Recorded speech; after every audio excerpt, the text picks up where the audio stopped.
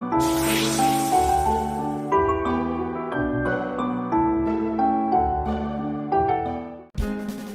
अभी हम ये सुन रहे हैं कि ये कितना अच्छा काम हम करते हैं ना, लेकिन ये लोगों को क्यों प्रॉब्लम है? हमें तो समझ आ गई क्यों प्रॉब्लम है। क्योंकि जैसे आप जानते हो, इस दुनिया के लोग कहते परमात्मा तो एक ही है। यहां तक तो सारे धर्म ठीक है, उनकी ये शब्दावली भी ठीक है, यहां तक तो ठीक है वो लोग कि परमात्मा एक ही है। जब पाठ पूजा करनी है तब अलग अलग है सबके क्या है सबके, है ना? वहां तक तो ठीक है, परमात्मा एक है, ऐसे बात करते हैं। अगर ये एक होता तो दुनिया में प्रॉब्लम ही ना होती। अगर पूरे इंसानों के पास वो रियल गॉड जिसने दुनिया रची है, अगर वो होता ना, तो आज पृथ्वी पर ही स्वर्ग होता सबके पास। कोई किसी का दुश्मन ना होता, कोई किसी का बैरी ना होता, मजा होता दुनिया में, आनंद होता। लेकिन ये आनंद की भरपूरी तुम्हें मिलेगी खुदा की ओर से जब तुम ऐसे बढ़ते जाओगे। हालेलुया, आमेन। सो परमेश्वर आप सबको बरकत दे। मैं तुम्हें बताना चाहता हूं कि मैंने दर्शन देखा है प्रभु का। परमेश्वर इस मिनिस्ट्री को इतना ज्यादा दुनिया में यूज करने वाला है, और ये कुछ ही सालों में, ऐसा नहीं 10 साल बाद। मैंने जो दर्शन देखा वो 3 साल में पूरा हो गया। 3 साल में ये मिनिस्ट्री इतनी बढ़ने वाली है। तुम ऐसे मिरेकल, ऐसे काम, ऐसे अद्भुत चीजें यहां देखने वाले हो, तुम्हारी सोच से भी सब कुछ क्या होगा बाहर। और ये दर्शन बताने का मतलब क्या है? ताकि तुम्हारा विश्वास और अच्छा बना रहे परमेश्वर के साथ, क्योंकि जो खुदा ने मुझे बताया वो तुम्हारे लिए। और दूसरी बात, जैसे मैंने एक टेस्टमनी देखी एक लड़के की, है ना, जो यूके का, जिसको वीजा मिला। उसमें बड़े पॉइंट थे आपके लिए, सच्ची इतने सारे पॉइंट थे, इतने सारे पॉइंट थे आपके लिए उस गवाही में। उसने कहा 2020 से लेकर मैंने आज तक एक भी संडे मिस नहीं किया। उसने कहा मैंने 20 बोने का नियम इतना अच्छे से पकड़ा। जब मैं पहली बार गया दुबई तो मेरे से 65,000 इकट्ठा नहीं हो रहा था, इतने हालात थे। अब सोचो मैं यूके जाने वाला तो 20 लाख भी आसानी से इकट्ठा हो गया। सोच कर देखो, सोचो सोचो आप सारे लोग। और ये कथा कहानी नहीं है, उसने अपना वीजा दिखाया यूके का, इसका मतलब उसने वीजा दिखाया तो कथा कहानी नहीं है, ये खुदा ने किया है। हालेलुया। उसने बड़ी चीजें बताई, बड़े सारे पॉइंट बताए, कैसे खड़ा रहना चाहिए अपने मेंटर के साथ। सुनो, मेरा ना आज का थंबनेल देखो, इसको दूर से देखो। आज का थंबनेल क्या है, क्या लिखा, पढ़कर सुनाऊं आपको। थंबनेल में क्या लिखा है? इसमें लिखा है अंत के दिनों में भटकाने वाले विषय और पवित्र आत्मा के द्वारा भरपूर जिंदगी। ठीक है, इस टॉपिक पर मैं आज आपको सिखाने वाला हूं, आपको शिक्षा देने वाला हूं। अब आप लोगों ने ये सीखना है कि मैंने ये आत्मा से टॉपिक लिया है तो खुदावंद ने मुझे क्या सिखाया है। ठीक है, क्योंकि अभी ये अंत के दिन है। दुनिया तो भूली है। वो तो जिसके पास एक घर है वो सोचता 10 घर होने चाहिए जिसके पास 2 कारें वो सोचता नहीं 10 कारें होनी चाहिए। मतलब मनुष्य पृथ्वी में मटीरियलिस्ट चीजें, जो संसारिक चीजें, रात दिन उनको पाने की धुन में, अपने जीवन को बचाने की धुन में नहीं है। वो भूल रहा है कि मैं जो पैदा हुआ हूं एक दिन मैंने खत्म होना है या मरना है। मैं पैदा क्यों हुआ हूं, परमेश्वर ने मुझे क्यों बनाया है, वो ये मकसद छोड़कर, ये विषय छोड़कर संसार की चीजों को प्राप्त करने के लिए क्या कर रहा है, इन्हीं में मन लगा रहा है। हालेलुया। अच्छा, ये चीजें जब मैं बातें कर रहा हूं आप थोड़े से ढीले क्यों हो गए? बोलो। जब मैं ये बातें कर रहा था कि इन्हीं को पाने के लिए लोगों का सारा दिल दिमाग लग गया, संसार के लोगों का, तुम एकदम से ढीले ढीले चुप चुप क्यों हो गए? अच्छा, मुझे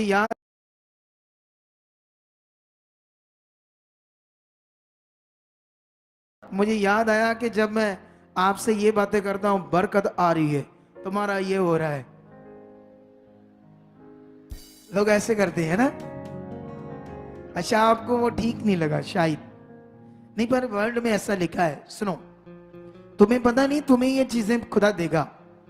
अगर तुम्हें कार चाहिए कार देगा, तुम्हें घर चाहिए घर देगा, तुम्हें जो चाहिए वो देगा, लेकिन तुम्हें परमेश्वर के कानून के अनुसार लेना होगा।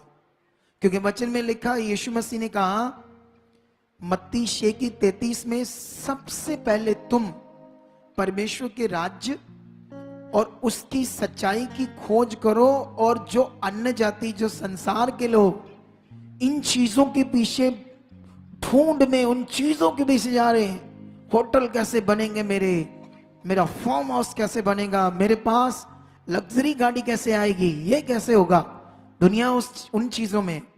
लेकिन यीशु मसीह ने कहा ये चीजें फिर तुम्हारे पीछे आ जाएंगी। हालेलुया। तुम्हें परमेश्वर के पीछे जाना है और चीजें तुम्हारे पीछे। हम आत्मिक लोगों के लिए ये नियम है, संसार के लोगों के लिए ये नियम नहीं है। तुम्हें ये नियम पकड़ना होगा। हालेलुया। उस लड़के को उठाओ, अब आगे लाए तो ऐसे क्यों मोड़ना वापस, इसे माइक दो इसे। तो अभी जय मसीह की, आपने अकॉर्डिंग टू बाइबल परमेश्वर की खोज में लग गए, फिर चीजें क्या आई आपके पीछे आई है ना। सोचो, सोचने वाली बात है या नहीं? अगर ये परमेश्वर की खोज में, परमेश्वर को पाने में ध्यान ना देता, तो शायद जैसे बहुत सारे मैं बिलीवर्स को मिलता हूं, विश्वासियों को मिलता हूं, जो हमारी मिनिस्ट्री से नहीं इधर उधर से आते हैं, बहुत जगह से सुनकर इधर की मिनिस्ट्री के बारे में, तो फिर मिलते हैं वो बड़ी दुखी हैं बेचारे, परेशान हैं, हालातों में, परेशानियों में, दुखों में। और उनके दुखों का कारण क्या है? उनको सही से पता नहीं परमेश्वर के राज्य में करना क्या है। अगर उन्हें अच्छे से पता चल जाए तो फिर उनकी जिंदगी क्या होगी? बेस्ट। हालेलुया। बेस्ट होगी, अच्छी होगी। जैसे अब इसके पास है, कितनी बेस्ट है भाई? बहुत ज्यादा पापा जी, बहुत ज्यादा बेस्ट। जब तुम झुक के चले जाओगे फिर परमेश्वर के लिए क्या करोगे? सर शुभ समाचार सुनाऊंगा सबको, लोगों को अपनी गवाही बताऊंगा, लोगों को गवाही बताऊंगा। हाँ? और जो जैसे इधर से ज्यादा जो उधर कमाई करने के लिए जा रहा हूं, तो दसवंध में थोड़ा और बढ़ूंगा कि परमेश्वर के राज के लिए मैं बोल सकूं, थोड़ा ज्यादा बोल सकूं। ओके। मेरी ना एक ख्वाहिश है, क्योंकि अभी हमने पूरी दुनिया में मिनिस्ट्री करनी है, ये वाली बोलो, कहानी नहीं है ये, पूरी दुनिया में करनी है। क्योंकि अभी मुझे ऐसे लोग मिल रहे हैं जो हमारी ब्रांच को अलग अलग देशों में खोलने के लिए हमसे बातें कर रहे हैं। इंडिया में तो तैयारी हो चुकी है, हमें अभी इस चर्च के अलावा हमारे कई जगह ब्रांच खुलने वाली है थोड़े समय में। हालेलुया। ये आप सीखो, ठीक है? तो मेरी ये इच्छा भी है। उसका कारण क्या है? क्योंकि मैं चाहता हूं जो खुदा ने मुझ पर प्रकट किया है, क्योंकि आज एक पॉइंट सीख लो आप सारे लोग, हम लोग जो है ना इंसान, हमारी एक फितरत है। अगर कोई बंदा इंग्लिश बोलता है, क्या बोलता है, तो हम सोचते हैं वाह कितना पढ़ा लिखा है। लेकिन तुम्हें ये पता नहीं वो भी एक भाषा है। कोई इंग्लिश भाषा है, कोई इटालियन भाषा है, कोई जापानीज भाषा है ना। इंडिया में भी बड़े प्रकार की है। इंडिया में संस्कृत भी बोलते हैं, ओरिया बोलते हैं, ओडिया बोलते हैं, बंगाली बोलते हैं, मराठी मतलब बहुत सारी भाषाएं, ठीक है। लेकिन क्या जो इंग्लिश बोल रहा है, तुम ये सोचकर वाह ये इंग्लिश बोल रहा है तो तुम हर बात उसकी मानो, क्या ऐसा करना चाहिए? अब बताओ, बिल्कुल भी नहीं। भाषा कोई भी बोल रहा हो, इंग्लिश कोई भी बोल रहा हो, सबसे पहले हम क्या सुन रहे हैं, हमें क्या सिखाया जा रहा है, ये जरूरी है। हालेलुया। ये सबसे मेन है कि जो मैं सुन रहा हूं वो क्या है, वो वर्ड क्या है, वो वचन क्या है। भाषा का कोई मतलब नहीं। भाषा चाहे मैं पंजाबी में बोलूं, पंजाबी में इसलिए नहीं बोलता क्योंकि हमारे पास उतनी कलीसिया पंजाबी है और उतनी कलीसिया हिंदी जानने वाले लोग हैं, तो इसलिए मैं हिंदी में बात करता हूं क्योंकि पंजाबी लोगों को हिंदी भी आती है। तो मतलब अगर हम हिंदी में भी बात करते हैं सिंपली इंग्लिश नहीं यूज करते, तो इसका मतलब ये नहीं कि अब मेरा प्रचार छोटा है। अब इसका मतलब ये नहीं कि इसको तो इंग्लिश नहीं आती, इसको कुछ भी नहीं आता, ये बिल्कुल भी कोई मतलब नहीं। हालेलुया। कितनों को समझ आ रही मेरी बात? क्योंकि ये सीखो, जब परमेश्वर ने अपने नबियों को इस्तेमाल किया तो वो इंग्लिश बोलते थे? हाँ बताओ मुझे, है? बाइबल के अंदर जब परमेश्वर ने बड़े बड़े नबियों को इस्तेमाल किया तो वो इंग्लिश बोलते थे? हैं? नहीं ना। हिब्रू बोलते थे, अरबी बोलते थे, अरामिक बोलते थे, यूनानी बोलते थे, ऐसी भाषाएं बोलते थे वो, उनके देश में, उनके एरिया में जो भाषाएं थी। लेकिन परमेश्वर ने उनके ऊपर अपना क्या किया?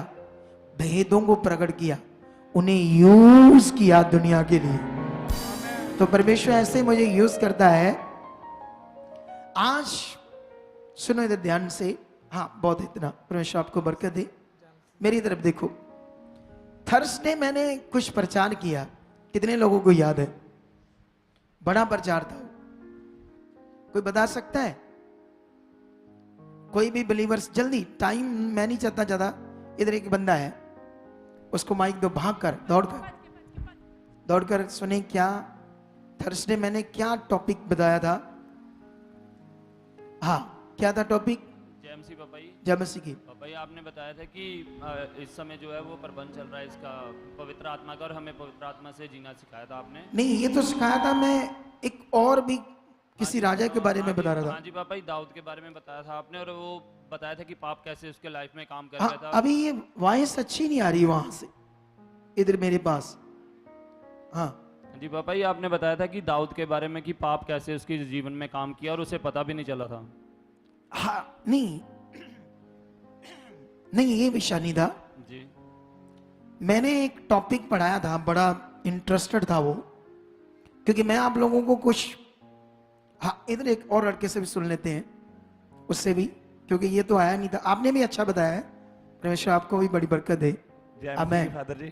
जय मसीह की। आपने बताया कि परमेश्वर का जन होता है, कोई भी अभिषेक दास भी होता है, उसके विषय में भी कभी पाप काम कर सकता है, कभी भी काम कर सकता है, दुष्ट उसकी जिंदगी में काम कर सकता है।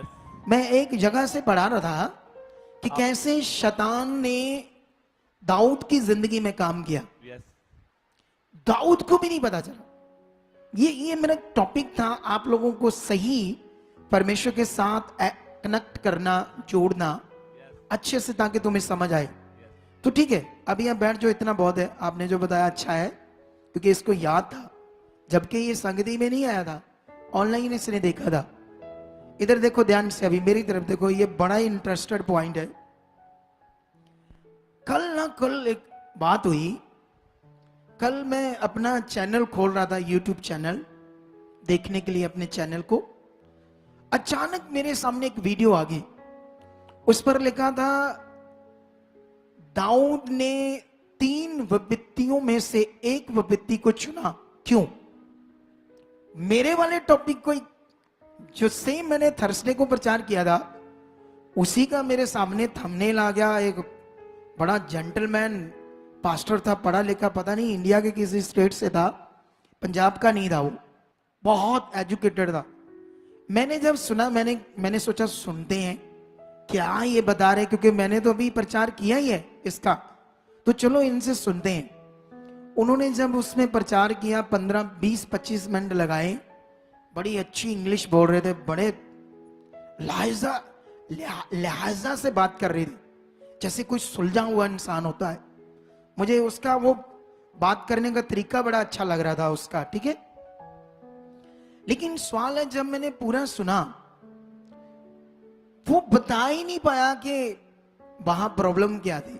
वो बता ही नहीं पाया कि उसने तीसरी जो विपत्ति थी, जो परमेश्वर ने 3 विपत्तियां उसे बताई, उसने क्यों एक को चुना।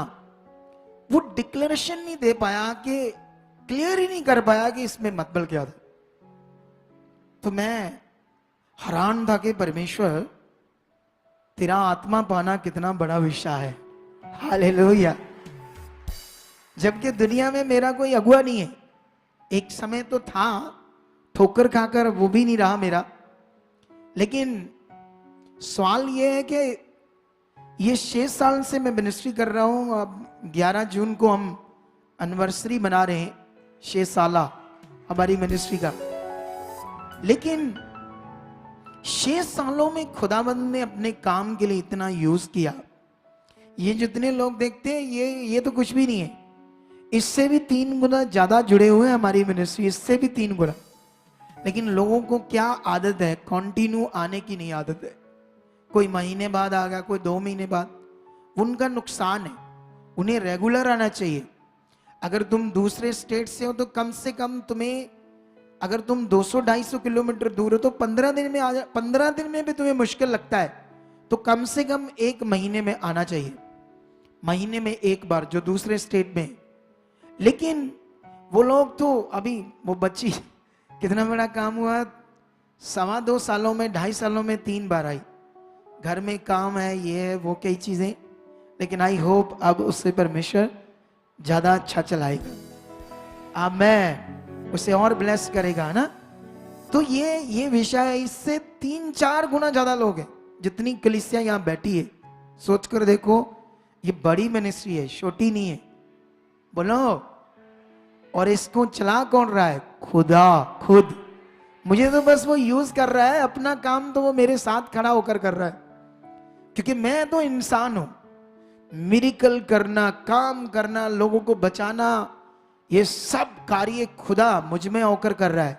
ये उसकी मिनिस्ट्री है, उसका काम है। तो ये सब काम वो कर रहा है, ठीक है।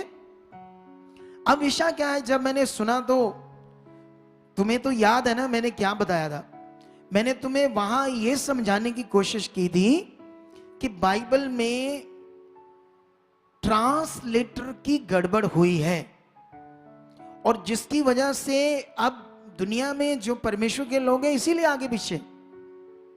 मुझे बस ये आपके दिमाग में डालना था कि अगर ट्रांसलेटर की गड़बड़ हुई है तो कैसे हुई है, और हमें उसको रचना में समझना है। क्योंकि बहुत सारे लोग क्या करते हैं ना, कुछ भी परमेश्वर का वचन पढ़ लेते हैं, कुछ भी मतलब बना लेते हैं उसका। ये बिल्कुल भी नहीं करना चाहिए। बोलो। क्योंकि ऐसा किया तो तुम्हारा नुकसान हो जाएगा। तुम अगर जो परमेश्वर ने कहा वो बात तुम्हें सही से नहीं बताए, तुम उसके ऑपोजिट कुछ और समझकर उससे मान रहे हो, तो तुम्हारा क्या होगा? लॉस होगा या नहीं? नुकसान होगा या नहीं? होगा। तुम्हारी जिंदगी में नेगेटिविटी फिर काम करेगी। इसीलिए मैं वो समझाने का मतलब था वहां पर, क्योंकि 2 जगह पर वो वचन था, एक इतिहास की बुक में और एक राजाओं की बुक में, ठीक है। तो एक जगह पर यह लिखा था कि यहोवा ने दाऊद को कहा कि इजराइलियों की क्या कर? गिनती, ठीक है। ये तो नहीं लिखा गिनती क्यों करने के लिए कहा था। गिनती का मतलब जानते हो? मर्दशुमारी भी बोलते हैं, जनगणना भी बोलते हैं। किसी भी देश की जनगणना करना क्या बुरा काम है या अच्छा काम है? हमारे देश में कितने लोग हैं, कितनी दुनिया है, उसका रिकॉर्ड रखना सरकार को चाहिए या नहीं? तुम्हें पता है अभी हमारा देश दुनिया की वर्ल्ड रिकॉर्ड बन गया है, चाइना को भी पीछे छोड़ दिया है। पहले दुनिया में पॉपुलेशन में दुनिया में सबसे आगे कौन था? चाइना। अब इंडिया आ गया है पहले नंबर पर। ले ताड़ियां भी जा रही। आपको क्या लगता है ये जो ज्यादा लोग हो गए ये अच्छा है? अरे आने वाले दिनों में देखोगे आप कितनी मुश्किलें आ जाएगी, जितनी ज्यादा दुनिया बढ़ जाएगी। ये सरकार को कंट्रोल करना चाहिए, दुनिया को समझना चाहिए। लेकिन आप ताड़ी बजा रहे होगे, अच्छा हमारा देश बड़ा हो गया है। ऐसा कुछ नहीं है, ये ध्यान ना देने के कारण, अनपढ़ता के कारण ऐसा दुनिया में हो रहा है। वो सोचता है मेरे दुश्मन के 4 बच्चे, मेरे 6 चाहिए, कल को झगड़ा होगा तो हमारे ज्यादा लोग होंगे।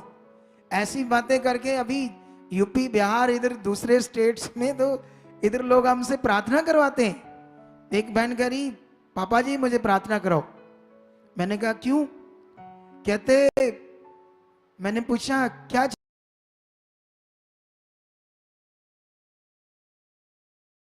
बच्चे चाहिए? 2, कोई कहता 3। तो मैंने कहा क्यों?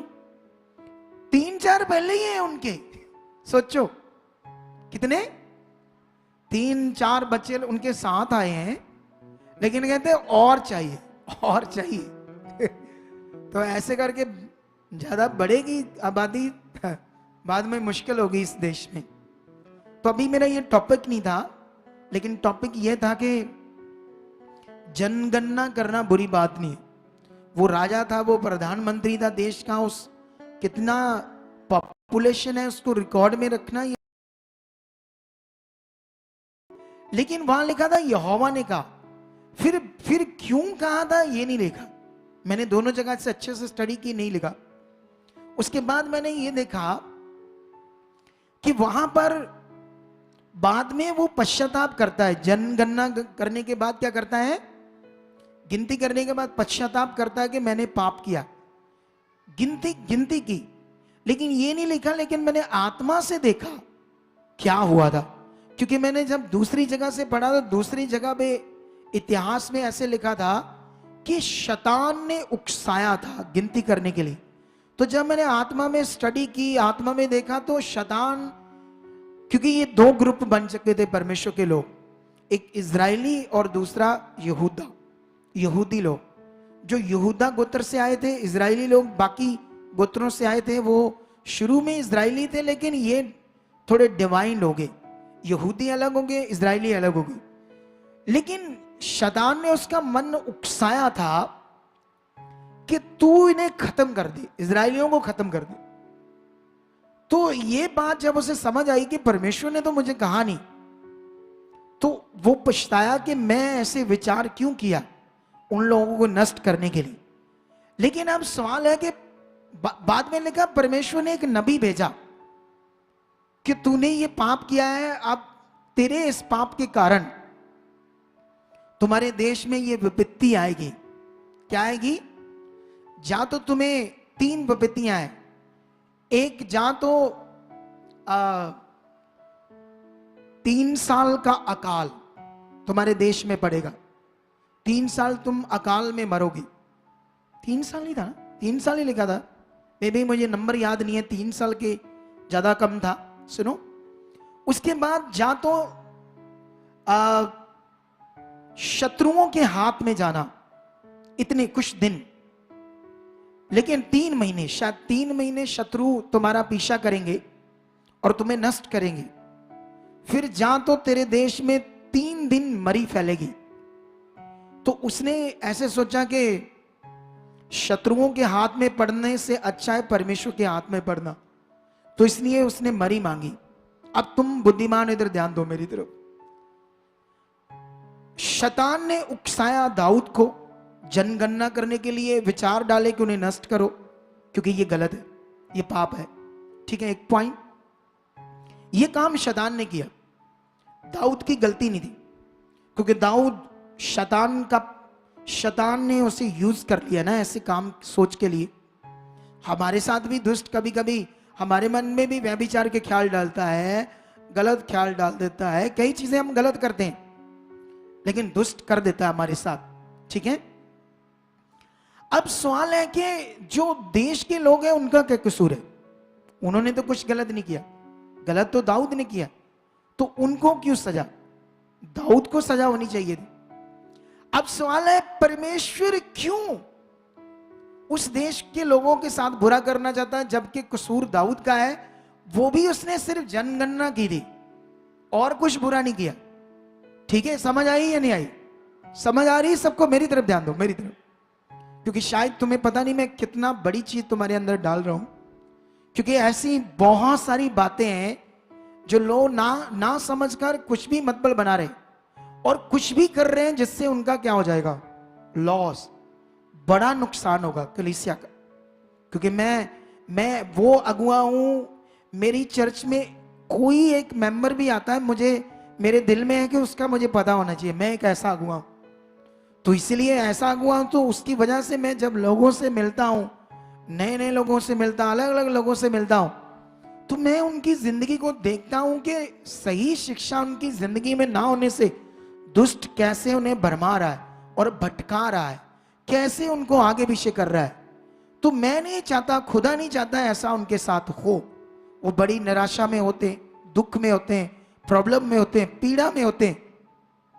उसका कारण उनके पास सही फेथ नहीं है, सही प्रैक्टिकल नहीं, सही वे नहीं है परमेश्वर के साथ जीने का, जिसकी वजह से उनके साथ ऐसा हो रहा है। तो मुझे ये कभी नहीं भाएगा कि उनके साथ ऐसा हो। हालेलुया। मैं नहीं ये चाहता कभी उनके साथ हो, तो इसलिए मैं चाहता हूं उनके साथ बेस्ट हो। तो मुझे ये पॉइंट आपको समझाने हैं, ठीक है? तो अभी वहां पर मुझे ये बताओ, परमेश्वर ने वहां लिखा मरी फ्लाई, क्योंकि उसने मरी चुन ली दाऊद ने। जब मरी चुनी के 3 दिन मरी दे दो परमेश्वर, तेरे हाथ में पड़ना सही है, और लिखा 70,000 लोग मर गए। अब सोचने वाली बात है, यहां सीखो ध्यान से। शैतान ने उकसाया इजरायलियों की, पूरे देश की जनगणना करो, गिनती करो। उसने किसी को नहीं मारा, किसी के साथ बुरा नहीं किया, बस गिनती की। इस बात से भी वो पछताया कि मैंने गलत किया, उनको नष्ट करने की सोच मुझ में आई। लेकिन सवाल है, फिर परमेश्वर को क्यों प्रॉब्लम है उसे, या उन लोगों को इतना मारना या दुख देना? आप बताओ, निर्णय लो, यहां कौन सही है? दाऊद सही है, शैतान सही है, परमेश्वर सही है, या क्या मैटर है यहां पर? बोलो बोलो, समझ आ रहा है कुछ की नहीं आ रहा है? मैटर है यहां ट्रांसलेटर की गड़बड़। और कुछ जो शैतान वहां कार्य कर रहा था, उसको परमेश्वर ने कुछ इस ढंग से भी वर्ड दिया ताकि शैतान का पता ना चले कौन है। क्योंकि पुराने नियम में परमेश्वर ने शैतान को इतना शो नहीं किया। लेकिन मैं तुम्हें बताता हूं, यहां ट्रांसलेटर की गड़बड़ के कारण हमारे पास सही से वर्ड नहीं आया, जिसकी वजह से ऐसे वो बात का कोई पता नहीं चल रहा लोगों को, क्या वहां लिखा क्या नहीं लिखा। ठीक है, उसका कोई भी मतलब बना देगा। लेकिन मैं तुम्हें बस वहां बताना चाहता हूं, वो शैतान का कार्य था, शैतान ने उसे यूज किया, और शैतान की ओर से ही 70,000 इजरायली लोग मर गए। हालेलुया। क्योंकि वो मरी परमेश्वर ने नहीं बुलाई, वो शैतान ने फलाई। जब दाऊद ने एक्सेप्ट किया कि हाँ, क्योंकि इस बीच में जो लिखा गया है वो सही से समझ नहीं आ रहा, क्योंकि परमेश्वर तो ऐसा नहीं करेगा। ऐसा भी कोई इशू नहीं था, ऐसा भी कोई प्रॉब्लम नहीं थी वहां पढ़ने से कि दाऊद और उन लोगों को इतनी बड़ी सजा चाहिए। मैंने 3-4 अध्याय पीछे पढ़कर देखे, 6-7, मैंने सोचा कुछ गलत किया होगा उन लोगों ने, लेकिन वो करते थे गलत। सालों सालों में बड़ी चीजें उन्होंने गलत की, इजरायलियों ने, यहूदियों ने, राजाओं ने, कुछ नबियों ने भी। लेकिन उस टाइम की जो प्रॉब्लम उनके ऊपर आई, उसके लिए उन्होंने कुछ भी गलत नहीं किया। मैंने ये अच्छे से पढ़ लिया था। हालेलुया। कितने लोगों को बात समझ आ रही? क्योंकि यहां वो बात को आपने विश्वास करना है। तो अगर आप ये विश्वास करोगे वो खुदा कर रहा है, तो आपका विश्वास सही है। आप बताओ मुझे, बोलो। तो मुझे आपके विश्वास को बस सही करना है। हालेलुया। इसलिए चाहे मैं हिंदी में बोलता हूं एक भाषा में, लेकिन जो मेरे अंदर आत्मा है ना, वो बड़ा पावरफुल है। वो इतनी बड़ी बातें मुझे समझाता है। और आप जानते हो, बीच में मैंने जो सुलेमान ने भवन बनाया था उसके बारे में भी उस दिन मैंने बात की थी। मैंने कहा मैं थर्सडे वाले दिन आपको सुलेमान ने जो भवन बनाया था उसके विषय में कुछ डिटेल से बातें बताऊंगा, और आज मैं तुम्हें हैरान कर दूंगा। यहां भी ट्रांसलेटर की गड़बड़, इतनी ज्यादा गड़बड़ कि तुम पूरे क्लियर हो जाओगे। लेकिन लोगों को ये समझ नहीं आ रहा। तो मैं ये बातें क्यों बताऊंगा, क्योंकि आज का जो मेरा टॉपिक है वो सबसे बड़ा विषय है। इस समय शैतान पृथ्वी के ऊपर काम कर रहा है, क्योंकि जब तुम थस्सलुनीकिया पढ़ोगे, मे बी दूसरा, तो वहां पर एक वचन लिखा है कि शैतान जो है, जब तक धर्म, ऐसे मैं पढ़ाना चाहता हूं ये वचन आप लोगों को, ताकि तुम्हें ये समझ आए ऐसा क्यों लिखा है, और तुम्हारे लिए जो अच्छी जिंदगी खुदा ने रखी है तुम उसमें जी पाओ। हालेलुया। ऊंचा बोलो ना, ऊंचा बोलो, ऊंचा। मेरे साथ आपने ऊंचा बनकर रहना है, दिलेरी से, ढीले नहीं रहना है, ठीक है? पूरा ध्यान देकर इन बातों को सुनना आपने। दूसरा थस्सलुनीकिया, और यहां पर अभी वचन स्टार्ट करने जा रहे हैं, तो आंखें बंद करो, परमेश्वर से मांगो आज के वचन के लिए। एकदम से आंखें बंद करो, विश्वास करो, परमेश्वर ये तेरे पवित्र वचन जो महान है, जो हमारे लिए जीवन है, खुदावंद वो मेरे जीवन में बड़ा फल ला चुके हैं। आप मेरी बुद्धि को खोल चुके हैं परमेश्वर। अरे क्यों आमीन आमीन बीच में नहीं बोल रहे आप लोग? आपको वो रिसीव करना चाहिए, क्योंकि प्रार्थना मैं कर रहा हूं आपके लिए। परमेश्वर इन लोगों के मन को आप खोल चुके हो, मन की आंखें खोल चुके हो। अंधकार की शक्तियां आज का वचन न चुरा पाए। खुदाबंद पवित्र आत्मा, आप इनके मनों में काम कर चुके हो, और आज के वचन से ये आगे बढ़ चुके हैं।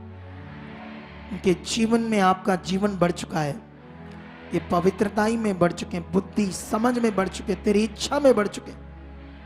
आज का वचन इन्हें 100 गुना ब्लेस कर चुका है, यीशु मसीह के नाम से, आमीन। तो ये दूसरा थस्सलुनीकिया, ठीक है? थस्सलुनीकिया में ऐसे लिखा 2:3, किसी रीति से किसी के धोखे में ना आना, क्योंकि वह दिन ना आएगा जब तक धर्म का त्याग ना हो ले, और वह पाप का पुरुष अर्थात विनाश का पुत्र प्रकट ना हो। हालेलुया। ये फिगरेटिवली बातें हैं जिन्हें तुम्हें समझना है ध्यान से। पवित्र ग्रंथ बाइबल में यह लिखा है कि किसी के धोखे में ना आना, तब तक वह दिन नहीं आएंगे यीशु मसीह के आने की, क्योंकि यीशु मसीह आने वाला है। अंत के दिनों में प्रचार भी बड़ा होगा और शैतान अपना काम भी बड़ा करेगा, दोनों चीजें होने वाली है। हालेलुया। लेकिन तुम्हें ध्यान देना है, क्योंकि जीवन बड़ी कीमती चीज है। क्योंकि तुम्हारे लिए ये जो तुम्हारी प्रॉब्लम है, कोई रोग है, कोई बीमारी है, कोई हालात है, कर्जा है, फॉरेन जाना है, शादी का मसला है, दूसरे तीसरे मैटर, तुम्हारे लिए तो बस ये है। लेकिन असली मैटर तो हमारी लाइफ है, अनंत जीवन है, जीवन में प्रवेश करना है, ये सबसे बड़ा मैटर है। और उस मैटर पर शैतान काम करता है। चीजें लेना देना वो भी कर सकता है संसार की, लेकिन वो चाहता है तुम्हारी जो अनंत जीवन की लाइफ है वो उस पर अटैक कर रहा है। वो तुम्हारी वो लाइफ को खोना चाहता है, तुम्हें भटकाना चाहता है, तुम्हें परमेश्वर से दूर करना चाहता है, तुम्हें ऐसी चीजों में फंसाना चाहता है जिससे तुम अटर्नल लाइफ, अनंत जीवन की जो लाइफ है उसको नहीं, संसार की लाइफ को प्राप्त करने में अपना ध्यान दो। शैतान ये चाहता है। लेकिन इसीलिए तुम्हें अच्छे से बातों को पकड़ना होगा, समझना होगा। इसीलिए जब ऊपर पढ़ोगे तो यीशु मसीह आने की बात हो रही है, तो कहता है वो दिन नहीं अभी आएंगे, धोखा ना खाना, जब तक धर्म का त्याग ना हो ले। मतलब लोगों की जिंदगी से, दुनिया की जिंदगी से परमेश्वर और धार्मिकता खत्म हो रही है। बोलो क्या हो रही है? तुम जानते हो ना, पूरी दुनिया में क्रिश्चियनिटी कंट्रीज गोरों के नामों से जानी जाती है। हम लोग ये जानते थे, पूरी दुनिया जानती थी कि गोरे लोग हैं उनका धर्म है क्रिश्चियंस, वो लोग हैं परमेश्वर को, गॉड को मानते। ऐसे पूरी दुनिया में तब भी मानते थे, आज भी मानते। लेकिन अगर उन देशों में आज तुम जाओगे तो वो लोग नाम के रह गए हैं, क्रिश्चियंस, सिर्फ नाम के। उनके अंदर जो धार्मिक जीवन है दिन ब दिन खत्म हो रहा है। सच्ची, मेरे पास बड़े मैटर है, बहुत ऐसी बातें उनके जीवन से। एक्चुअली धार्मिक जीवन जो है वो खत्म हो रहा है। और खत्म कैसे होगा? जब हमारे पास सही टीचिंग, सही विश्वास, सही प्रैक्टिकल और पवित्र आत्मा के द्वारा जो जीवन है वो हमें जीना नहीं आता। सोच कर देखो, वो जो इतने देश ब्लेस हुए, अमेरिका कंट्री सुपर पावर देश क्यों माना जाता है? क्योंकि उनके नोटों के ऊपर भी लिखा है वी ट्रस्ट इन गॉड, हम परमेश्वर पर सिर्फ विश्वास करते हैं। हमारा आधार क्या है? सिर्फ परमेश्वर पर विश्वास करना। ऐसे कंट्रीज क्यों सुपर पावर देश है? इतने पावरफुल देश क्यों थे? क्योंकि उनका विश्वास परमेश्वर के ऊपर था। लेकिन अभी धीरे धीरे धीरे शैतान पकड़ बना रहा है, साइंस बढ़ रही है। और जब साइंस बढ़ रही है तो यहां ट्रांसलेटर की कुछ गड़बड़ के कारण वो साइंस से बातें कुछ मैच नहीं कर रही। बहुत सारी मैच कर भी रही है लेकिन कुछ नहीं भी कर रही। बोलो, आप जानते हो मैंने एक टॉपिक प्रचार किया था, क्रिश्चियनिटी ने मेरा बड़ा विरोध किया था, हमारे लोगों ने। मैंने ये बस कहा था कि आदम और हवा से भी पहले इंसान थे। तो मैंने ऐसे क्यों कहा था? क्योंकि साइंस को आज भी पढ़ोगे तुम तो उन्हें बहुत सारे ऐसे वो मिलते हैं इंसानों के करंक समझते हो ना, हड्डियां, पिंजर जो बड़े बड़े लंबे थे, 20-20 फुट लंबे भी पिंजर मिले उन्हें। इतने लंबे 20 फुट पिंजर लंबे इंसानों के। तो इसका मतलब पहले भी दुनिया थी। बोलो, लेकिन जो बाइबल के अकॉर्डिंग तो ये 7000 का रिकॉर्ड है कि आदम हवा 7000 लगभग साल या 10,000 लगा लो। लेकिन दुनिया तो इतने सालों से। तो बहुत सारे गोरे समझते हैं ये क्यों, ऐसा क्यों? ये परमेश्वर के, मुझे इस पर परमेश्वर ने प्रकट तो कर दिया, मैं उस बात को बताना था अभी, बस मैंने इतना सा बताया था तो वो FRI तक कराने आ गए अपने ही बंदे। सोच लो मैंने कौन सा गलत कह दिया था? मैंने तो साइंस को देखकर अपनी बाइबल को और स्ट्रॉन्ग करना चाहा, क्योंकि मुझे कुछ पॉइंट मिलते थे जो ऐसी बात बताते थे, लेकिन वो लोग सुनना ही नहीं चाहते। बोलो हालेलुया। कितनों को बात मेरी समझ आ रही है आज?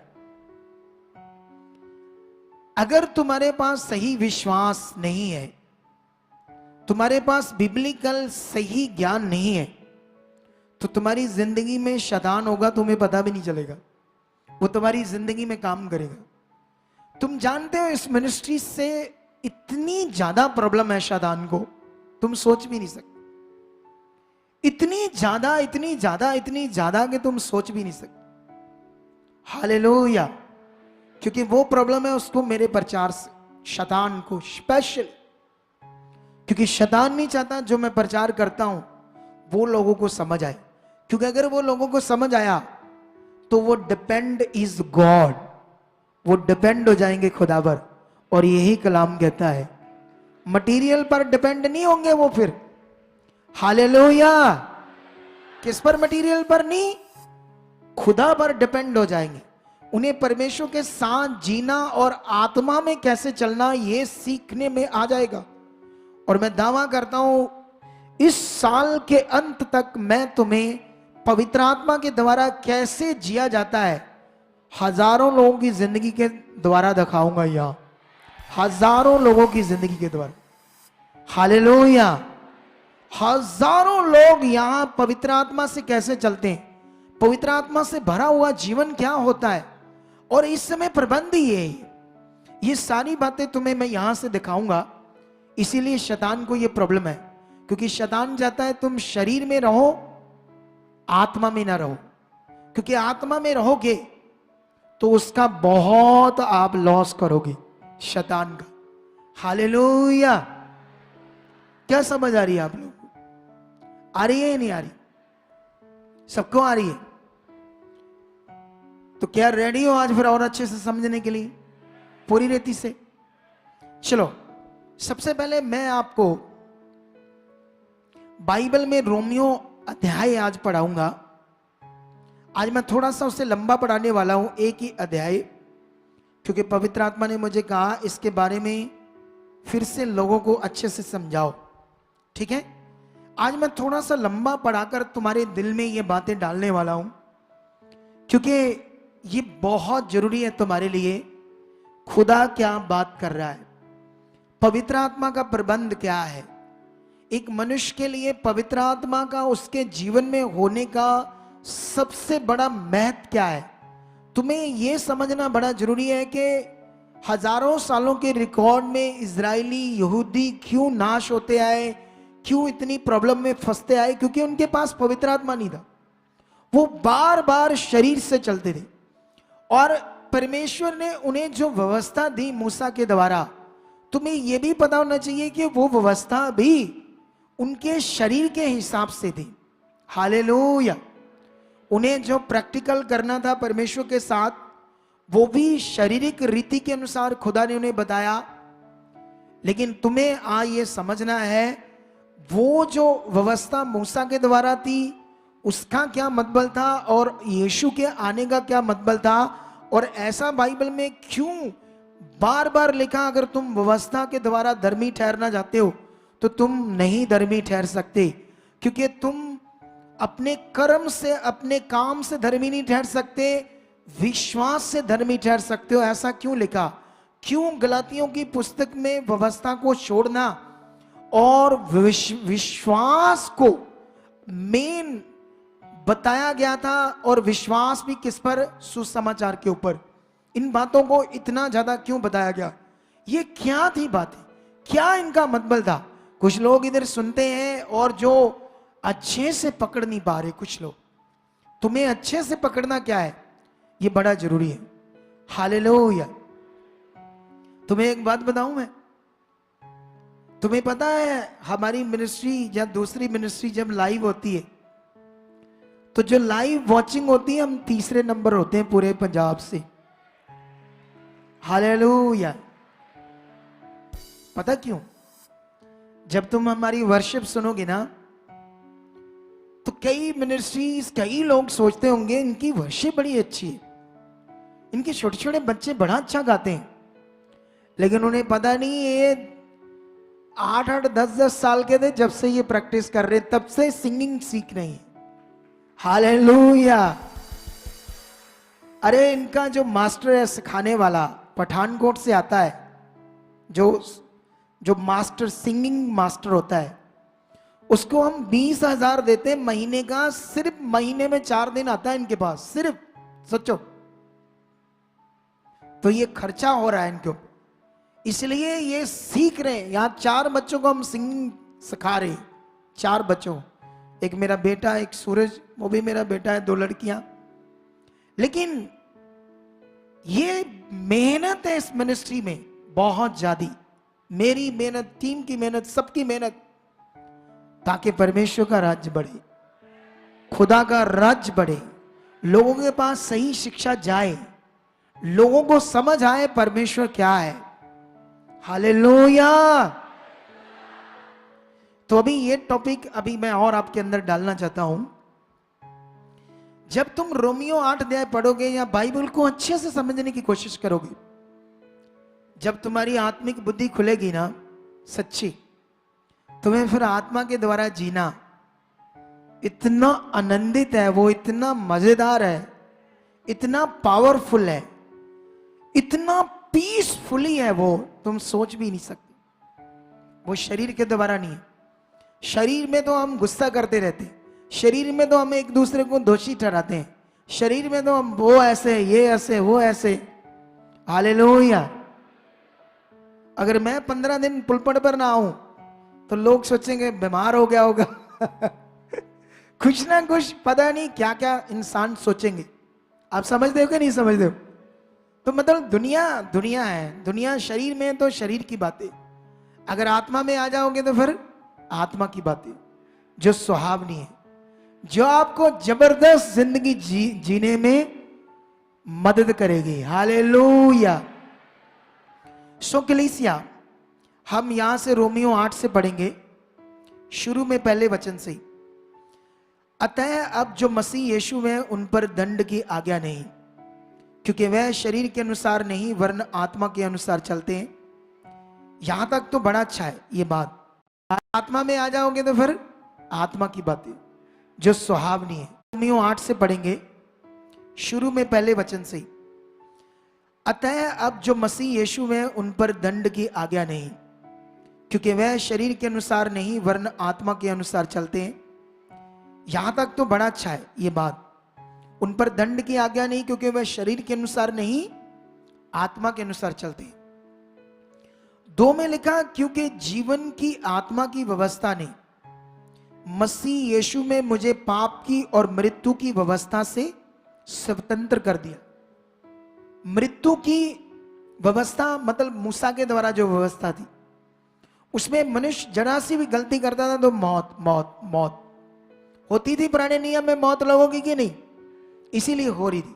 इसीलिए उसको फिगरेटिवली लिखा मृत्यु की व्यवस्था, और लिखा उससे मसीह यीशु ने और आत्मा की व्यवस्था। अब जो आत्मा का प्रबंध है, व्यवस्था मतलब प्रबंध, आत्मा का प्रबंध, उसने मुझे क्या कर दिया? आजाद। अब तुम्हें आगे बढ़ना है, क्योंकि जो काम व्यवस्था शरीर के कारण दुर्बल होकर ना कर सकी, क्योंकि जो मनुष्य है वो शारीरिक है, बोलो, तो मनुष्य भी शारीरिक, और जो व्यवस्था को दिया गया वो भी रीतियों के आधार पर, बोलो। इसीलिए बाइबल में लिखा तुम उनके द्वारा धर्मी नहीं ठहर सकते थे, उस व्यवस्था के द्वारा। इसीलिए लिखा व्यवस्था शरीर के कारण दुर्बल होकर, क्योंकि वो दुर्बल थी, वो सिद्ध व्यवस्था नहीं थी। इसीलिए बाइबल में लिखा अगर धार्मिकता व्यवस्था से होती तो फिर जीवन उसी से मिलता, फिर मसीह को आने की जरूरत नहीं था। ऐसे लिखा बाइबल में। हालेलुया। अगर धार्मिकता व्यवस्था से ही थी तो फिर यीशु मसीह के आने का कोई भी मतलब, फिर उसी से हमारा उद्धार हो जाता, उसी से हम स्वर्ग में जाते, उसी व्यवस्था के द्वारा सब कुछ होता। लेकिन उसको क्यों खत्म किया गया? क्योंकि वो दुर्बल थी, कमजोर थी, वो शरीर के कारण हमें दी गई, ऐसी बात लिखी है। और आगे लिखा अर्थात अपने ही पुत्र को पाप में शरीर की समानता में और पाप बलि होने के लिए भेजकर शरीर में पाप पर दंड की आज्ञा दी। 4 में लिखा इसलिए व्यवस्था की विधि हम में जो शरीर के अनुसार नहीं वरन आत्मा के अनुसार चलते पूरी की जाए। ये बातें सीख लो।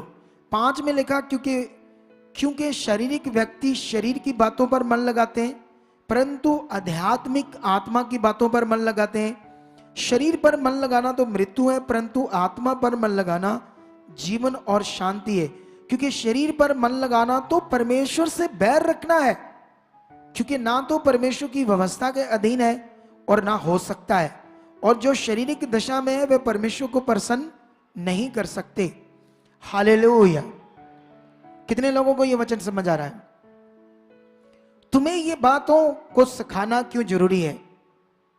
तुम्हें यह बताना क्यों जरूरी है कि इस समय जो प्रबंध है वो पवित्र आत्मा का है? तुम्हारे दिल में यह बैठना क्यों जरूरी है कि जो तुम्हारा मन है, तुम्हारा जो विवेक है वो पाप से कनेक्ट है, वो पापी है, वो कभी भी अच्छा नहीं सोच सकता। अब सोचो दूसरे धर्मों वाले यीशु मसीह का विरोध को करते हैं, तुम्हारा विरोध को करते हैं, हमारा विरोध को करते हैं, हम कोई भी बुरा काम करते हैं। तुम पूरी दुनिया में देख लेना,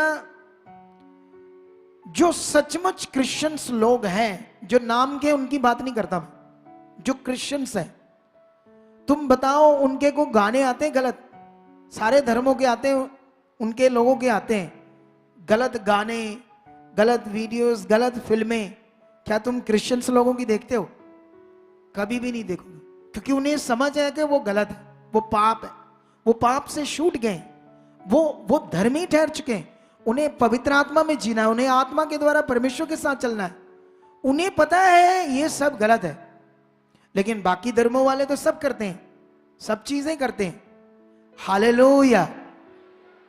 लेकिन फिर भी जब हम कोई बुरा काम नहीं करते, हमारे पूरे बुरे गाने नहीं आते, हमारा मकसद है लोगों को सही करना, उनकी जिंदगी को बचाना, उन्हें गलत कामों से निकालकर एक पवित्र जिंदगी जीने के लिए प्रेरित करना और पवित्र आत्मा का दान मिले, उनका उद्धार हो, उनका जीवन बचाया जाए।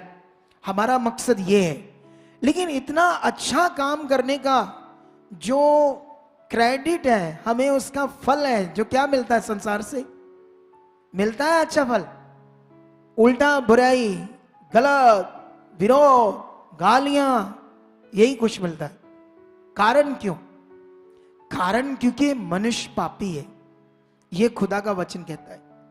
तुम्हें यह समझना चाहिए, मनुष्य जो है वो पाप के कारण कभी भी सही परमेश्वर के साथ रिश्ता नहीं बना सकता, कभी भी अच्छी चीज नहीं कर सकता। तुम यीशु मसीह में चलते हो, तुम में से कितने लोग हैं जो आगे पीछे? तुम में से कितने लोग हैं जो गलत वीडियोस देखते हैं, गंदी वीडियोस भी देख लेते होंगे? भाइयों में से कितने लोग, भरा पड़ा यूट्यूब फेसबुक, कुछ भी खोलो सामने गंदी सी वीडियो आ जाती है, कुछ भी सामने आ जाता है, आता है या नहीं? बोलो। लेकिन सवाल सोचो, हम तो मसीह लोग हैं, पवित्र लोग, हमारे लिए देखना चाहिए, हमें कुछ गलत काम करना चाहिए, हमें गलत सोचना चाहिए, क्योंकि ये तुम्हें क्लैरिटी लेनी है कि तुम शरीर में हो, वो तुम्हारा शारीरिक जो जीवन है तुम्हारा पीछा नहीं छोड़ेगा, इसीलिए तुम्हें पवित्र आत्मा चाहिए। हालेलुया। क्या चाहिए तुम्हें?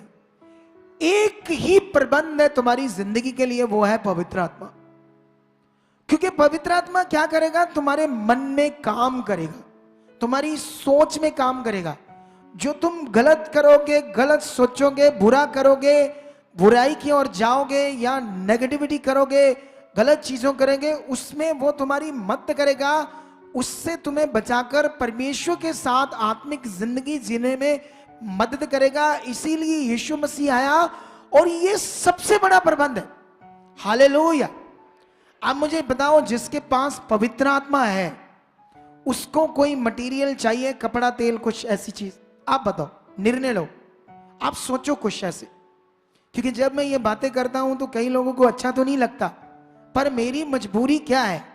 मजबूरी नहीं है मेरी, सॉरी मैंने मजबूरी बोल दिया, मेरा कर्तव्य है कि मैं खुदा के कलाम को दुनिया तक जो खुदा ने मेरे ऊपर प्रकट किया है मैं प्रचार करूं।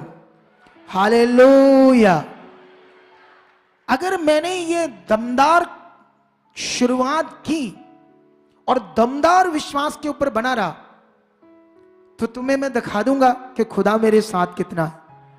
क्योंकि ये तो हो ही नहीं सकता कि मैं सही चीज करूं, उसका सही प्रचार करूं तो खुदा कहे नहीं मैंने तुझे नहीं इस्तेमाल करना, मैंने तो उसे इस्तेमाल करना जो 25,000 प्रार्थना के पैसे लेता है और 1 लाख लोगों को मिलने के लेता है और तेल को बेचता है, पानी को बेचता है, कपड़े को बेचता है, साबुन को बेचता है, मैं उसके साथ हूं। क्या ऐसा हो सकता है? आप बताओ, बोलो। जब मुझे पता है मैं सच्चा हूं, जब मुझे पता है मैं सच्चाई से ये सेवा कर रहा हूं, तो खुदा मेरे साथ दमदार तरीके से खड़ा है। और फिर देखना सबसे ज्यादा हम काम करेंगे या नहीं करेंगे, तुम्हें दिखाएंगे। अरे इतनी टेस्टमनी है, ऐसे लोग आते हैं इधर, इतनी इतनी बीमारियां, रीढ़ की हड्डी हिली हुई है, डिस्क निकाली हुई है, उधर बैठ के मार रहे, झुक रहे, जो मेडिकल साइंस के द्वारा कभी ये पॉसिबल नहीं कि ऐसा कोई इंसान कर सकता है, वो हम दिखा रहे हैं। हालेलुया। कितने लोगों को ये बात समझ आ रही है? दमदार तरीके से समझ आ रही है? तो ये चैप्टर हमें क्लैरिटी दे रहा है कि जो व्यवस्था पुराने नियम की काम नहीं कर सकी उसको यीशु ने किया और आत्मा की व्यवस्था ने किया।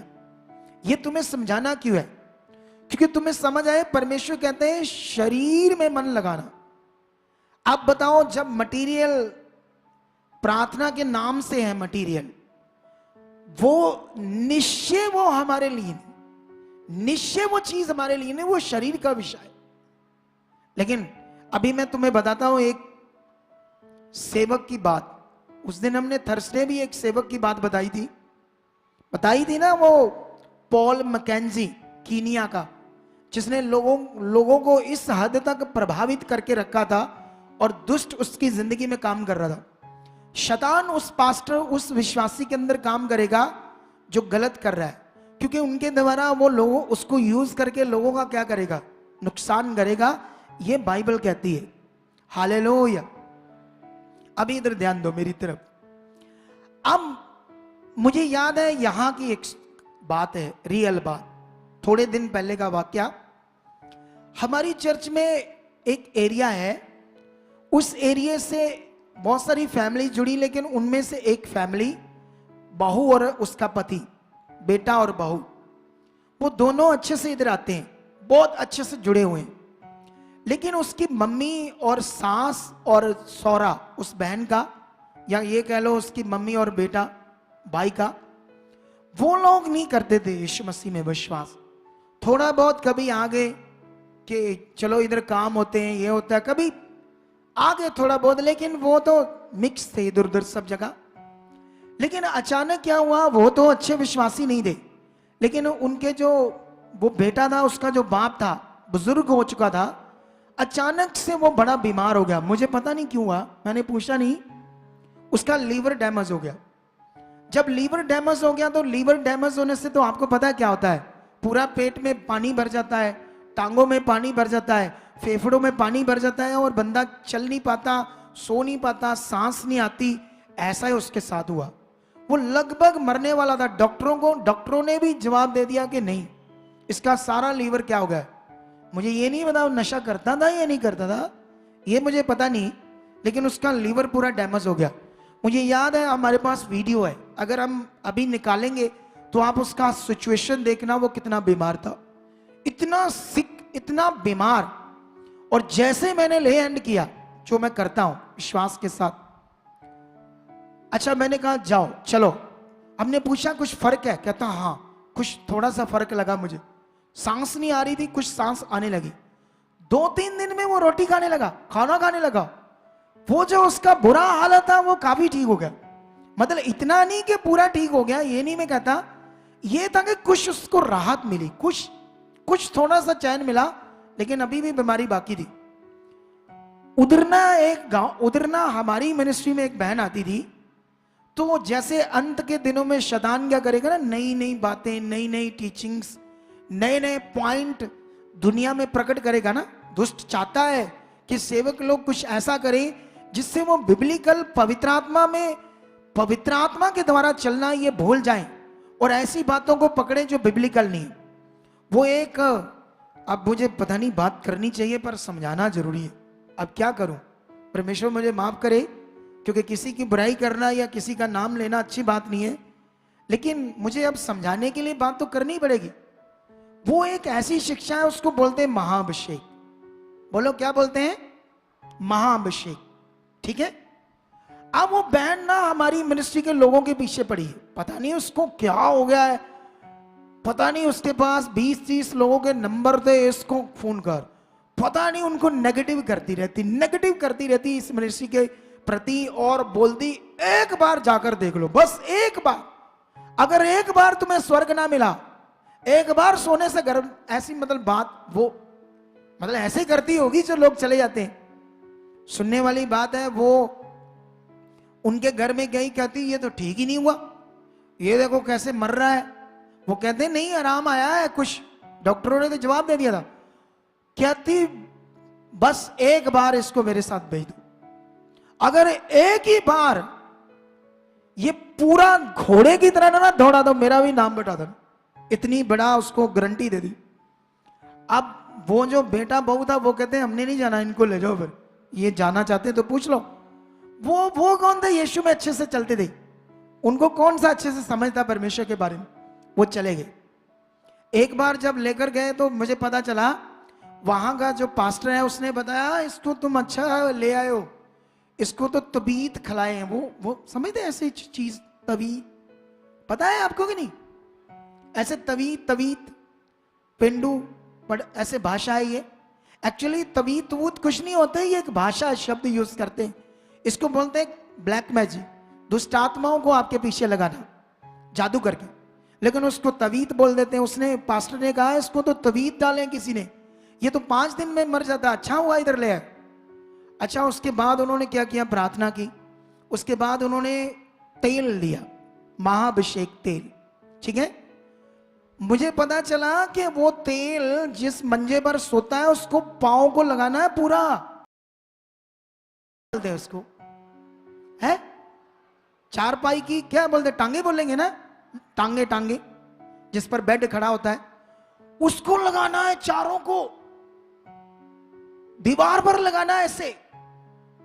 और उसके बाद किसी से इनको इतने दिन बाहर नहीं जाने देना, किसी के चेहरे के सामने नहीं आना चाहिए, नहीं तो मर जाऊंगा, ठीक है। उसके बाद इसके मुंह में भी डालो तेल। मुझे ये बताओ, मुझे बाइबल के हिसाब से बताओ, ये बिब्लिकल है? बताओ मुझे, है? आप बताओ मुझे। और वो बंदा बेचारा मर गया है, सच्ची मर गया, जो बचना था उल्टा वो मर गया है। सोच कर देखो लोगों की काम। मुझे इतना दुख हुआ कि वो तो ठीक हो रहा था, क्योंकि लोगों को इससे कोई मतलब नहीं। लोगों की जब शैतान बुद्धि बंद करता है ना, वो उन्हें ले जाता है वहां। वो ये अंजाम नहीं सोचते हमारा एक अगुआ है, अच्छा सिखाता है, हमें अच्छी चीज बता रहा है। जब इतने काम हो रहे हैं तो सब होंगे, मुझे मिलना चाहिए, समझना चाहिए क्या करना, मुझे अपने आप को इंप्रूव करना चाहिए, ना कि जल्दी कीते। कभी ऐसे होता है कि यीशु ये कहेगा कि तुम, जैसे वो पीके फिल्म नहीं, पीके फिल्म देखी थी आप लोगों ने? मैंने भी देखी थी, क्योंकि मुझे वो देखनी थी। उसमें धार्मिक पॉइंट क्या है, उसमें ना एक बाबा होता है, गंजा सा हिंदू बाबा, उसके पास एक प्रॉब्लम लेकर आता भाई। वो कहता है कि मेरी पत्नी मरने वाली है, उसको पैरालाइज हुआ, ये हुआ वो हुआ, बाबा जी बचाओ उससे। वो ऐसे करता है एक्टिंग से, इधर देखो, ऐसे करता है, ऐसे। शायद उनका कोई देवता था, उसको पुकारता था, ठीक है, ऐसे, हाँ जी देवता, हाँ जी देवता जी, अच्छा ऐसे ऐसे ऐसे रिएक्ट कर रहा था जैसे देवता से बात हो रही है। और उसको एक एरिया का नाम पूछता है, कहता तुमने सुना है? कहता बस पकड़कर वहां जाओ। फिर वहां से एक बस, एक मंदिर था लगभग 2000 किलोमीटर दूर, वहां जा, माथा टेक, ये कर वो कर तेरी पत्नी, और पीके खड़ा हो जाता। कहता रॉन्ग नंबर, रॉन्ग नंबर। क्या कहता है? कहता है मुझे ये बताओ, ये जो मंदिर है ये किसका है? उसी भगवान का है। तो मुझे ये बताओ, भगवान इस मंदिर में नहीं है, अगर है तो वो क्या करेगा? इसको 2000 दूर क्यों कहेगा मेरे पास आप, फिर मैं तेरा काम करूंगा। आप समझ आई या नहीं आई? क्या प्रभु ऐसा है कि तुम उस चर्च में जाओगे फिर तुम्हारा काम करूंगा? बोलो, ऐसा है? अब सवाल है, यहां प्रॉब्लम क्या है? यहां एक युद्ध है शैतान के साथ, पूरी क्रिश्चियनिटी का, हर बिलीवर का। और उस युद्ध में शैतान काम कर रहा है तुम्हें आगे पीछे करने के लिए, तुम्हारी बुद्धि बंद करने के लिए, तुम्हें डाइवर्ट करने के लिए, तुम्हारे फेथ को, तुम्हें आत्मा में ना तुम आओ, तुम आत्मा में न चलो, तुम्हें समझना है परमेश्वर वो अटैक कर रहा है, वो अपना काम कर रहा है, जिसकी वजह से लोग भटक रहे हैं, जिसकी वजह से टीचिंग, डॉक्ट्रिन सब आगे पीछे हो रहा है, जिसकी वजह से क्रिश्चियनिटी में जो असल परमेश्वर का राज्य था वो नहीं है। क्योंकि एक पास्टर दूसरे पास्टर से मिलना नहीं चाहता, मैं तो मिल लूंगा, बताओ किससे मिलना है, मेरा स्वभाव ऐसा है, लेकिन मिलना नहीं चाहते। कारण यही है, ये गड़बड़ है। क्योंकि क्रिश्चियनिटी में अगर एक ही टीचिंग है, एक ही विषय सबके पास है जो परमेश्वर ने दिया, तो सारी लड़ाई टंटे क्या खत्म हो जाएंगे। और जो लोग हैं वो भी बेचारों का जीवन जो नष्ट हो रहा है, वो कोई भटक कर उधर जा रहा है, कोई उस पास्टर के पास जा रहा है, सोच रहा है इधर शक्ति कम है, उधर जाते हैं, इधर ये ऐसे गड़बड़ चल रही है और लोगों का नुकसान हो रहा है। अब समझ आ रहा है कि नहीं आ रहा है? तुम्हें अपने आप को इंप्रूव करना है, तुम्हें अपने आप को सही करना है। उससे पूछो, वो जो लड़का 2020 से जुड़ा था, उसने कहा मैंने अपने मेंटर को, अपने अगुए को, जब से मैं यहां जुड़ा हूं, हो सकता है तुम दूसरी जगह से आओ, वाई हो सकता है आपको जो वहां से सीखना था आपको नहीं मिला, हो सकता है बिब्लिकल जो आपको बढ़ाना था आप नहीं बढ़े, तो आपका भला नहीं हुआ, आप इसलिए ब्लेस नहीं हुए। तो इधर आए, तो इधर तो इतने आते हैं, इतने आते हैं, इतने लोगों पर हम वर्क करते हैं, लोगों पर ध्यान देते हैं, लोगों का क्या होता है? काम होता है। हालेलुया! कितने लोगों को यह बात समझ आ? तो मैं तुम्हें बताना चाहता हूं, क्योंकि बाइबल में जो एक्चुअली उपदेश है, जो एक्चुअली फेथ का विषय है, वो ना थोड़ा खिचड़ी बन गया है क्रिश्चियनिटी के अंदर। वो मनुष्यों के लिए गड़बड़ है, हालेलुया, बिलीवर्स के लिए वो गड़बड़ है। अरे यीशु मसीह में तुम्हारे लिए अच्छा जीवन है। बाहर से लड़ाइयां, आवाजें, विरोध, परसिक्यूशन जितना मर्जी हो, लेकिन खुदा का आत्मा तुम्हारे अंदर है, तुम शांति से जीवन जियोगे। जितना मर्जी विरोध हो, तुम शांति और आनंद में रहोगे। अगर तुम शरीर में होगे तो छोटी छोटी बातों से मन खराब करोगे, छोटी छोटी बातें तुम्हें डाइवर्ट कर देगी, तुम आगे पीछे हो जाओगे। तुम्हें ये चैप्टर पढ़ाने का मतलब, तुम क्यों नहीं समझते कि परमेश्वर व्यवस्था की बात कर रहा है, शरीर की बात कर रहा है, शरीर में मन लगाना। अरे मटेरियल शरीर की चीज है, पवित्र आत्मा मेन है तुम्हारे लिए जो तुम्हें दिया गया है। सोचो अगर तुम्हारे पास पवित्र आत्मा है तो तुम्हें किसी मटेरियल या दूसरी तीसरी चीज की जरूरत है? बोलो। तुम्हें यह भी पता होना चाहिए कि जो अभिषेक शब्द है बाइबल के अंदर, जब मैं इतनी चीजें तुम्हें बड़ी बता सकता हूं तो अभिषेक के बारे नहीं बता सकता? क्या खुदा जो मुझे यूज कर रहा है मैं उसका दास हूं? अभिषेक, क्या मैं नॉर्मल हूं? क्या मैं लोगों की नजर में छोटा हूं? प्रेरित पौल कहता, चाहे तुम्हारे लिए दूसरे प्रेरित है, मैं तुम्हारे लिए प्रेरित नहीं हूं। तुम ऐसा मुझे समझते हो तो जाओ, क्योंकि तुम्हारे से मुझे कोई मतलब नहीं। जिसने मुझे प्रेरित ठहराया उसके सामने मैं प्रेरित हूं। वो कहता खुदा गवाह है जो मुझे यूज कर रहा है, और इसीलिए उसने सबसे बड़ी चीजें की। लोगों के हिसाब से लोग ये समझते होंगे कि मेरी मिनिस्ट्री छोटी है, अभी उतनी नहीं है, बड़ी तो है लेकिन छोटी है। ये लोगों का दिमाग हो सकता है, लेकिन जो मुझे यूज कर रहा है उसकी नजर में ना मैं छोटा ना कोई बड़ा, वो देखता है सिर्फ मन को, और वो अपने काम के लिए क्या करता है? यूज। हालेलुया। कितने लोगों को ये बात समझ आई? कितना जरूरी है ये चैप्टर समझना के इस समय पवित्र आत्मा का प्रबंध है। और तुम्हें मैं ये बातें क्यों बताने जा रहा हूं? अभी मैं तुम्हें ट्रांसलेटर की गड़बड़ से कुछ चीजें समझाने जा रहा हूं, वो बड़ी जरूरी है आपके लिए। इतनी जबरदस्त चीजें तुम्हें आज मैं समझाने वाला हूं। सबसे पहले मैं तुम्हें राजा की बुक में, पहला राजा की बुक में लेकर जाना चाहता हूं, और वहां पर जो सुलेमान ने भवन बनाया उसकी मिनती, मेजरमेंट के बारे में बात करना चाहता हूं मैं। ठीक है? ठीक है, हालेलुया। अभी ये मैं क्यों पढ़ाने जा रहा हूं? अभी चंद मिनटों में इसके बारे में मैं तुम्हें समझाऊंगा कि बाइबल में अगर जो भवन बना, जो पहले तंबू का था, टेंट का, वो बना, उसके बारे में क्या क्या लिखा है, कितना सुंदर लिखा है, और उसका हमारे फेथ से क्या कनेक्टिविटी है, क्या संबंध है, ये सारी चीजें तुम्हें समझनी है। तुम कोई भी वचन पढ़ो तो उसके लिए सबसे पहले तुम्हें यह पकड़ना है कि इस शिक्षा का मेरे जीवन से क्या संबंध है, मेरे लिए इसमें क्या मतलब है। ऐसे ही नहीं कुछ भी जो मर्जी करो तुम लोग। हालेलुया, ये सीखो आप लोग।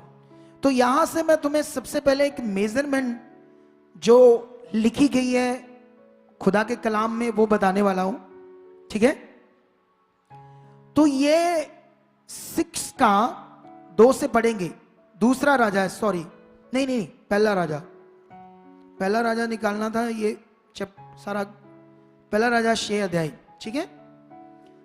और पहला राजा 6 की 2 से पढ़ेंगे। लिखा, जो भवन राजा सुलेमान ने यहोवा के लिए बनाया उसकी लंबाई 60 हाथ और चौड़ाई 20 हाथ और ऊंचाई 30 हाथ। हालेलुया। अगर पूरी क्रिश्चियनिटी इस मेजरमेंट के बारे में बताए तो वो एक हाथ को 1.5 फुट कहते हैं। कितना? और इसका प्रचार बड़े बड़े अगुए कर चुके हैं कि 1.5 फुट है, क्योंकि नीचे इंडेक्स में ये बताया गया है 1.5 फुट। ठीक है? नीचे इंडेक्स में छोटी छोटी चीजों में बताया गया है उसकी लंबाई कितनी, चौड़ाई कितनी है हमारी भाषा में, उस 1.5 हाथ को। सुनो दे, देखो ध्यान से मेरी तरफ। अब उस हिसाब से 60 हाथ तो 90 फुट बन गया। कितना? 90 फुट लंबा। ठीक है? और चौड़ा कितना 30 फुट और ऊंचा कितना 45 फुट। ये है मेजरमेंट उस भवन की जो बाइबल में लिखी। अब तुम्हारा इसके साथ बड़ा लिंक है, तुम्हारा जो तुमने दुनिया में आगे जाना है, क्योंकि तुम्हारे द्वारा भी दुनिया हिलने वाली है। ये रस्सी बढ़िया नहीं है, टूटा सा रस्सी है तुम्हारा। ये ताकतवर वर्ड दिया मैंने और टूटा सा रस्सी बोलते तुम लोग। ध्यान दो अपनी बात पर, कान खोलकर ये बातें सुनो। जैसे यीशु मसीह ने कहा 90 फुट लंबाई, 30 फुट चौड़ाई, 45 फुट ऊंचा। इसके बारे में बाद में बात करेंगे कि ये कितनी जगह होती है। उससे पहले जो उसमें काम करने वाले थे, उसमें जो मटेरियल लगा, सोना चांदी लोहा पत्थर लक्कड़, वो कितना था, ये चेक करने के बाद मैं आज आपको बताऊंगा। और उसमें एक राजा ने सुलेमान की मदद की, उसका नाम भी लिखा है। और 2 जगह पर हम उसका नाम पढ़ेंगे। क्या दोनों जगह पे सेम नाम लिखा है या आगे पीछे लिखा है, ये भी तुम्हारे लिए समझना क्या है जरूरी है। चलो हम शुरू करेंगे। पहला इतिहास में थोड़ा सा पढ़ेंगे उस सारी बातों को। कई जगह पर ये वचन लिखा है ना, अलग अलग परमेश्वर के भवन के बारे में, ठीक है। तो हम 22 से पढ़ेंगे, ठीक है। ये थोड़ा सा लंबा है लेकिन तुम्हें पढ़ाना जरूरी है, ठीक है। ये अगर तुम 6 से पढ़ोगे तो राजा दाऊद, अब बातें चल रही है सुलेमान के द्वारा भवन बनने की, ठीक है। मैं सोचता हूं 9 से पढ़ लेते हैं। देख तुझसे एक पुत्र उत्पन्न होगा, दाऊद से परमेश्वर बात कर रहा है, जो शांत पुरुष होगा और मैं उसको चारों ओर के शत्रुओं से शांति दूंगा। उसका नाम सुलेमान होगा और उसके दिनों में मैं इज़राइल को शांति और चैन दूंगा। वही मेरे नाम का भवन बनाएगा, वही मेरा पुत्र ठहरेगा और मैं उसका पिता ठहरूंगा और उसकी राजगद्दी को मैं इज़राइल के ऊपर सदा के लिए स्थिर करूंगा। और आगे क्या लिखा, अब हे मेरे पुत्र, अब दाऊद को परमेश्वर बात कर रहा है, यहोवा तेरे संग रहे। नहीं, ये दाऊद सुलेमान के लिए बात कर रहा है। हे मेरे पुत्र, यहोवा तेरे संग रहे और तू कुठार्थ होकर उस वचन के अनुसार जो तेरे परमेश्वर यहोवा ने तेरे विषय कहा है उसका भवन बनाना। अब यहोवा तुझे बुद्धि और समझ दे और इज़राइल का अधिकारी ठहरा दे और तू अपने परमेश्वर यहोवा की व्यवस्था को मानता रहे। तू तब ही कुठार्थ होगा, तब उन विधियों और नियमों पर चलने की चौकसी करेगा जिनकी आज्ञा यहोवा ने इज़राइल के लिए मूसा को दी थी। हिया बांध और दृढ़ हो जा, मत डर और तेरा मन कच्चा ना हो। सुन, मैंने अपने क्लेश के समय यहोवा के भवन के लिए 1,00,000 किकार सोना, ये मेजरमेंट, ये तोल है, कितना है 1,00,000 किकार। ये किकार शब्द शायद इब्रानी शब्द है जिसको अगर हम अपनी भाषा में पढ़ते हैं तो क्विंटल या टन। अगर इसको नीचे पढ़ोगे तो लिखा है जो बड़े बड़े जो साइकोलॉजी क्या बोलते हैं उनको, इतिहासकार, बोलो बड़े बड़े इतिहासकार, उन्होंने जो मेजरमेंट, इतनी स्टडी, पता नहीं 20-20 भाषाएं उन्हें आती थी, उन लोगों ने जो भी स्टडी करके इसकी जो मेजरमेंट लिखी है 1,00,000 किकार सोने को उन्होंने लिखा 3750 टन सोना। सोचो कितना, बोलो 3750 टन। अगर इसको क्विंटल करोगे तो इसको 3750 को मैं मल्टीप्लाई करता हूं अपने कैलकुलेटर से, देखता हूं कितना है, ठीक है। 10 से करना पड़ेगा, शायद कुछ लाख नहीं कुछ हजार होंगे। ये अभी करते हैं 3750, ठीक है, गुना 10, ठीक है। ये 37,500 टन हो गया। सोचो कितना हो गया, 37,500 क्विंटल सोना। तुम्हें सोच है ये कितना होता है? अब मुझे नहीं पता, यहां तो ऐसे लिखा है, इतिहासकारों ने, ये बड़े बड़े ट्रांसलेटर लोगों ने ये इसकी ट्रांसलेशन की है, लेकिन नीचे लिखा और 10,00,000 किकार चांदी, उससे 10 गुना चांदी, मतलब ये कह लो अब 37,000 अगर 500 क्विंटल सोना है तो इसको अगर हम 10 से गुना करते हैं, ये भी कर लेते हैं, मुझे तोल से बाहर हो जाएगा ये सारा कुछ, लेकिन कर लेते हैं, ठीक है। 37,500 गुना 10, बाप रे, ये तो हो गया भाई 37 लाख 3,75,000, नहीं 3,75,000 क्विंटल, कितना? 3,75,000 टन चांदी। अब आगे पढ़ते हैं क्या लिखा। आगे लिखा है चांदी और पीतल और लोहा इतना इकट्ठा किया है कि बहुतायत के कारण तोल से भी बाहर है। दाऊद कहता तोल से भी बाहर है अपने बेटे सुलेमान को। और लकड़ी और पत्थर मैंने इतने इकट्ठे किए कि तू उनको बढ़ा सके, तेरे पास बहुत कारीगर है, अर्थात पत्थर और लकड़ी के काटने और गढ़ने वाले, वर्ण सब भांति के काम करने के लिए सब प्रकार के प्रवीण पुरुष है। सोना चांदी पीतल और लोहे की जो कुछ गिनती नहीं है, अतः तू उस काम में लग जा जो यहोवा तेरे नित रहे। आमीन। अब मैंने ये तुम्हें बता दिया कितना ज्यादा। अब मैं यहां से दूसरा इतिहास में जाऊंगा, यहां से भी तुम्हें कुछ पढ़ाने की कोशिश करता हूं, उसके बाद मैं तुम्हारे विश्वास को अच्छा और ठीक करने का विषय बताऊंगा, ठीक है। ये दूसरा इतिहास का जो वचन है वो दो में पढ़ेंगे हम। कहां से? 2, ठीक है, 2 अध्याय में। 2 अध्याय में हमने एक बात पढ़नी है। यहां से क्या लिखा है यहां पर, ठीक है, ये लिखा है 2:1 से पढ़ते हैं।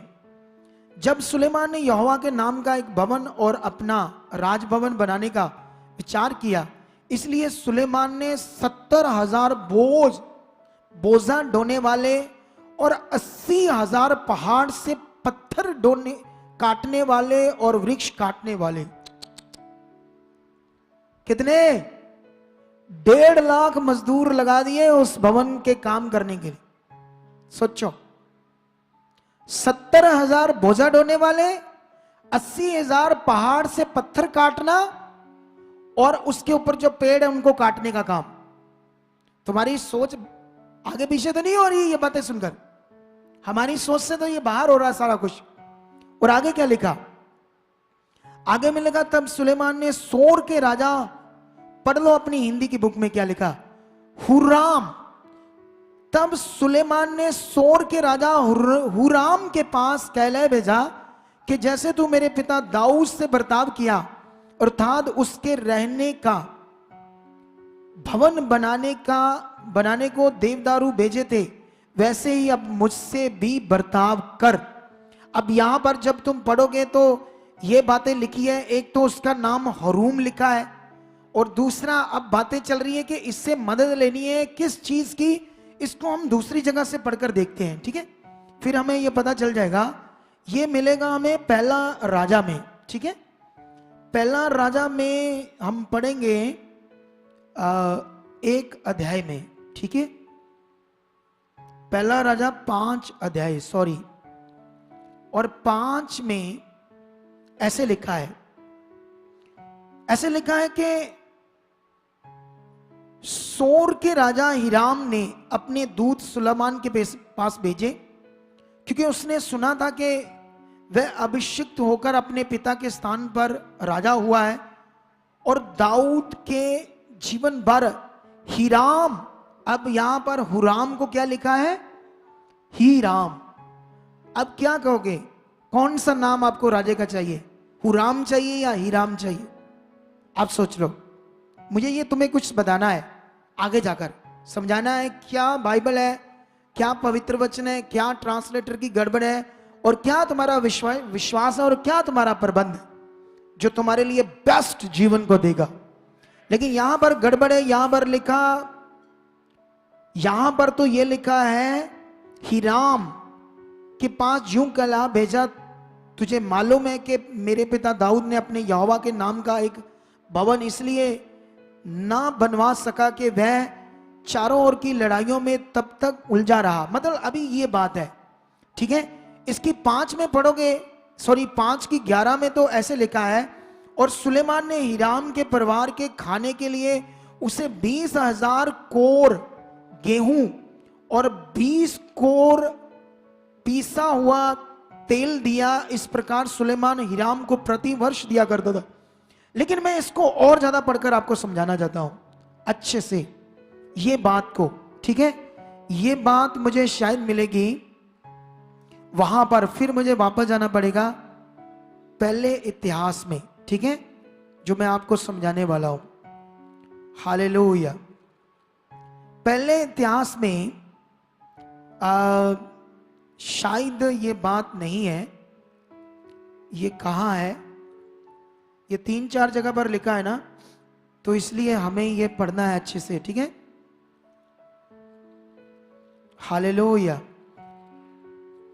कितने लोगों को ये बात समझ आ रही है?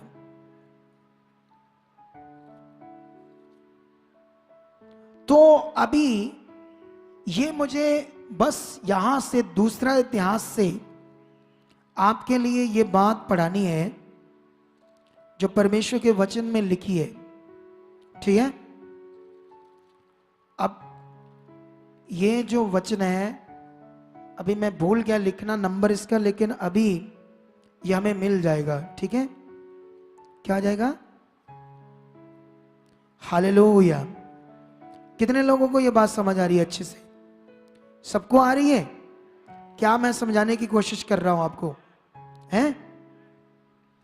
तो ये दूसरा इतिहास में हम जाएंगे 3 अध्याय में, ठीक है। और इसको अगर हम यहां से पढ़े 2 का 8 से, तो ऐसे लिखा है, अगर ऊपर से पढ़े 2 का 7 से, तो इसलिए अब तू मेरे पास एक ऐसा मनुष्य भेज दे जो सोने, चांदी, पीतल, लोहे और बैंजनी और लाल और नीले कपड़े की कारागरी में निपुण हो और नक्काशी भी जानता हो। वह मेरे पिता दाऊद के ठहराए हुए निपुण मनुष्यों के साथ होकर जो मेरे पास यहूदा और यरूशलेम में रहते हैं काम करे। फिर लबानोन से मेरे पास देवदारू, सरोवर और चंदन की लकड़ी भेजना। अब उस राजा जिसका नाम मुझे पक्का नहीं पता, हरूम है या हीराम है, सही दोनों में से एक है, उस राजा से उसने बात की सुलेमान ने लकड़ी के लिए। इतनी ज्यादा लकड़ी चाहिए थी उस भवन को बनाने के लिए। और लिखा है चंदन की लकड़ी भेजना, क्योंकि मैं जानता हूं कि तेरे पास लबानोन के वृक्ष काटने के लिए लोग हैं जो काटना जानते हैं, और तेरे दासों के संग मेरे दास भी रहकर मेरे लिए बहुत सी लकड़ी तैयार करें, क्योंकि जो भवन मैं बनाना चाहता हूं वह बड़ा और अचंभे के योग्य होगा। और तेरे दास जो लकड़ी काटेंगे उनको मैं 20,000 कोर कूटा हुआ गेहूं और 20,000 कोर जौ और 20,000 बत दाखमधु और 20,000 बत तेल। अगर इनको नीचे से पढ़ोगे तो तुम्हें इनकी क्वांटिटी क्या क्या है मिल जाएगी, ठीक है। इसमें लिखा है जो बहुत बड़ी मात्रा में, ये हजारों टनों की बात हो रही है, इतना राशन देने की, जो लोग लगेंगे, कितने मिस्त्री, कितने कारीगर लगेंगे। अब ध्यान दो इधर, ये जो स्टेज है ना, उस दीवार से इस दीवार तक, वो जहां मजिशियन बैठे, ये 90 फुट है। कितना? और ये दीवार से ये यहां तक, इस कोने तक 20 फुट है। और मैं चला गया आगे 30 फुट, यहां तक ये 30 फुट है। 90 और ये 30, इसमें कितने लोगों को बैठाओगे बैठेंगे? ज्यादा से ज्यादा 300 लोग। कितने? और 1.5 लाख बंदा उस भवन को बनाने के लिए काम कर रहा है। और उसमें 5 साल लगे उस भवन को बनाने में, और हर साल राजा लकड़ी इतनी चाहिए थी, सोना इतना था।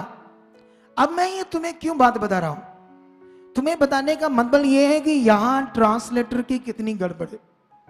उसने जो मेजरमेंट बताई इतनी छोटी है, इतनी छोटी है कि वो भवन इतना बड़ा था, इतने साल काम चला, क्या कुछ उसमें लगा, लेकिन पूरी दुनिया में आज तक किसी भी अगुए ने इसका ऐसे प्रचार नहीं किया, इस बात को नहीं पकड़ा कि ये क्या है, यहां ट्रांसलेटर की गड़बड़, ये पवित्र आत्मा है जो मेरे पास है।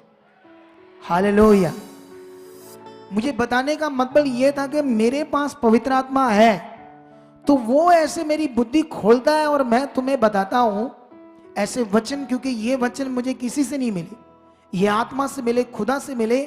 अब देखो, हरूम हीरा दो अलग अलग शब्द हैं, लेकिन दोनों जगह एक ही राजा की बात हो रही है जिसने सुलेमान को इतनी ज्यादा लकड़ी दी और उसके बदले उसने कितने टनों के टनों हर साल गेहूं, जौ, तेल और दाख मधु, ये चीजें दी लेबर को। सोचो सोचो, वो जितना मटेरियल, जितना चीजें हैं, कम से कम मेरे हिसाब से 60 से 70 किले में भवन बना होगा। कितना? सोच कर देखो। लेकिन उसके बारे में जो लिख दिया, चीजें तो लिखी गई सही, लेकिन मेजरमेंट नहीं लिखी। ऐसे ही बड़ी सारी बातें हैं जो बाइबल के अंदर कुछ कुछ आगे पीछे कर दी ट्रांसलेटर की वजह से, जिसकी वजह से आज क्रिश्चियनिटी में कुछ गड़बड़ चल रही है। लेकिन तुम एक सही जगह, सही प्लेस सीख रहे हो, और इसको जब तुम सीख कर चलोगे आगे बढ़ोगे। हालेलुया। मैं तुम्हें पूरी दुनिया को चैलेंज करता हूं कि जो अभिषेक शब्द है उसका मतलब है सिर्फ नियुक्तिकरण। क्योंकि जब तुम पूरा पुराना नियम तो नया नियम पढ़ोगे, एक भी जगह पर ना तो नबियों ने, ना यीशु ने, ना यीशु के चेलों ने ऐसी कोई शिक्षा दी कि अभिषेक मांगो, अभिषेक तुम्हारे ऊपर आ रहा है। क्योंकि वो लोग जानते थे अभिषेक का मतलब क्या है, सिर्फ नियुक्ति कर, किसी काम के लिए ठहराए जाना। अभी भी अगर कोई हिंदू बंदा पढ़ा लिखा इधर है तो मेरे पास लाओ, जिसको थोड़ा पढ़ा लिखा है, हिंदू की अच्छी चीजें समझ आए उसको, मैं उसको अभिषेक के बारे में समझना है, उनकी भाषा में अभिषेक का शब्द का अर्थ क्या है। कोई इधर आया है पढ़ा लिखा हिंदू बंदा जिसको अभिषेक शब्द का मतलब थोड़ा बहुत पता हो? कि हिंदू धर्म में आज भी जो यीशु को नहीं जानते वो इस शब्द को यूज करते हैं, हिंदू लोग यूज करते हैं, फिल्मों में भी ये शब्द यूज होता है, और आज भी उनके कई जगहों पर ये शब्द यूज कर रहे हैं वो लोग हिंदू। इतने लोगों में से कोई भी नहीं बनता है? सारे ही क्या हो तुम लोग? एक भी बंदा नहीं उठकर बता सकता। मैंने तो बस इतना पूछना उससे, तुम हिंदू हो तो तुम्हारे धर्म के अंदर ये शब्द क्या कैसे यूज करते हैं? हमारे में क्रिश्चियनिटी में इसको कैसे यूज करते हैं? कोई है कि नहीं? कौन है? ये है, लाओ इसको आगे। ये हिंदू बहन है, हिंदू जाति से, जातियां तो इधर ही बनी है, लेकिन ऐसे बात करने के लिए समझा रहे हैं। माइक दो ने। हाँ, आप मुझे बताओ आप कितना पढ़े हो? MA English. MA? MA BEd. MA BEd, अच्छे पढ़े लिखे हो ना आप। अब मुझे ये बताओ, हिंदू जो संस्कृति है, जो हिंदुइज्म है, उसकी फिल्मों में या उनके जैसे क्या कहते हैं उनको, आज भी जो कोई काम ऐसी चीजें करते हैं तो वो अभिषेक शब्द यूज करते हैं। किस लिए? इस शब्द को वो कैसे यूज करते हैं वो लोग? अकॉर्डिंग टू जैसे मुझे नॉलेज है कि जय मसीह की पापा जी, जय मसीह की। जैसे किसी का इन ओल्डन टाइम्स, पुराने समय की बात है कि किसी को जैसे किसी गद्दी पे बिठाना होता था तो उसका राज तिलक करते थे। राज तिलक करते थे मतलब अभिषेक करते थे। अभिषेक है ना?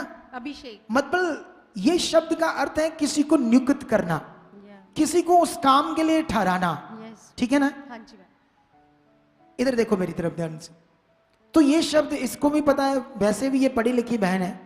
तुम फिल्मों में देखोगे उसमें भी ऐसे राज तिलक करके लोगों को ठहराया जाता था, राजे की गद्दी पर बैठाया जाता था। और पुराने नियम में यही काम हुआ कि जब याजकों को या राजाओं को गद्दी पर बैठाया गया था, उससे पहले उनका क्या किया गया? अभिषेक। अकॉर्डिंग टू बाइबल पूरी जब तक राजा जिंदा है एक ही बार अभिषेक हुआ था। एक ही बार गद्दी पर बैठा था, दोबारा दोबारा हफ्ते बाद महीने बाद ऐसा कुछ भी उन्होंने नहीं किया। और नए नियम में ऐसा कुछ भी नहीं, नए नियम। लेकिन एक्चुअली होता क्या है, जैसे कोई शिक्षा फैल जाती है तो वो इतनी बढ़ जाती है, लोग कोई भी नई नई दुनिया उसको मानना शुरू कर देते हैं। लेकिन एक्चुअली जितने भी क्रिश्चियनिटी में काम होते हैं, एक तो विश्वास से होते हैं और दूसरा प्रार्थना से। वो लोग प्रार्थना भी करते हैं, विश्वास भी करते हैं, काम तो उससे होते हैं, लेकिन वो ये कहते हैं कि अभिषेक से हुआ।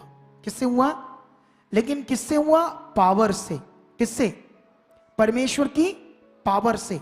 सुनो, पावर और अभिषेक ये दो डिफरेंट शब्द है, ठीक है? ओके, थैंक यू, परमेश्वर आपको बरकत दे। अब इधर ध्यान दो। चलो मान लो पुराने नियम में ठहराए गए अभिषेक का मतलब ये था, नए नियम में इसका क्या मतलब है? एक्चुअली नए नियम में भी परमेश्वर अपना आत्मा देकर हमें ठहराता है अपनी संतान। क्या करता है? नए नियम में आपको 2-4 जगह पर मिल जाएगा ये शब्द, जहां पर परमेश्वर ने ऐसे कहा कि मैंने तुम्हें क्या किया? अभिषेक किया है, अपनी संतान बना लिया है, हम ठहर चुके हैं अपनी संतान। अगर पुराने नियम और नए नियम का शब्द एक ही है, अभिषेक, अगर ये लोग मानते हैं प्रभु के लोग कि वो भी अभिषेक शब्द और नए नियम का शब्द अभिषेक एक ही है, पुराने नियम वाले तो नहीं मांगते थे, नए नियम वाले भी नहीं मांगते थे, क्योंकि वो ठहराना एक ही बार ये विषय था। लेकिन अगर बात सेम ही है तो क्या हमें ये परमेश्वर को बोलना चाहिए मैं ठहराया नहीं हूं, मुझे ठहरा, मैं अभिषेक नहीं हूं, मुझे कर, जबकि हम एक ही बार अभिषेक हो चुके हैं आत्मा के द्वारा।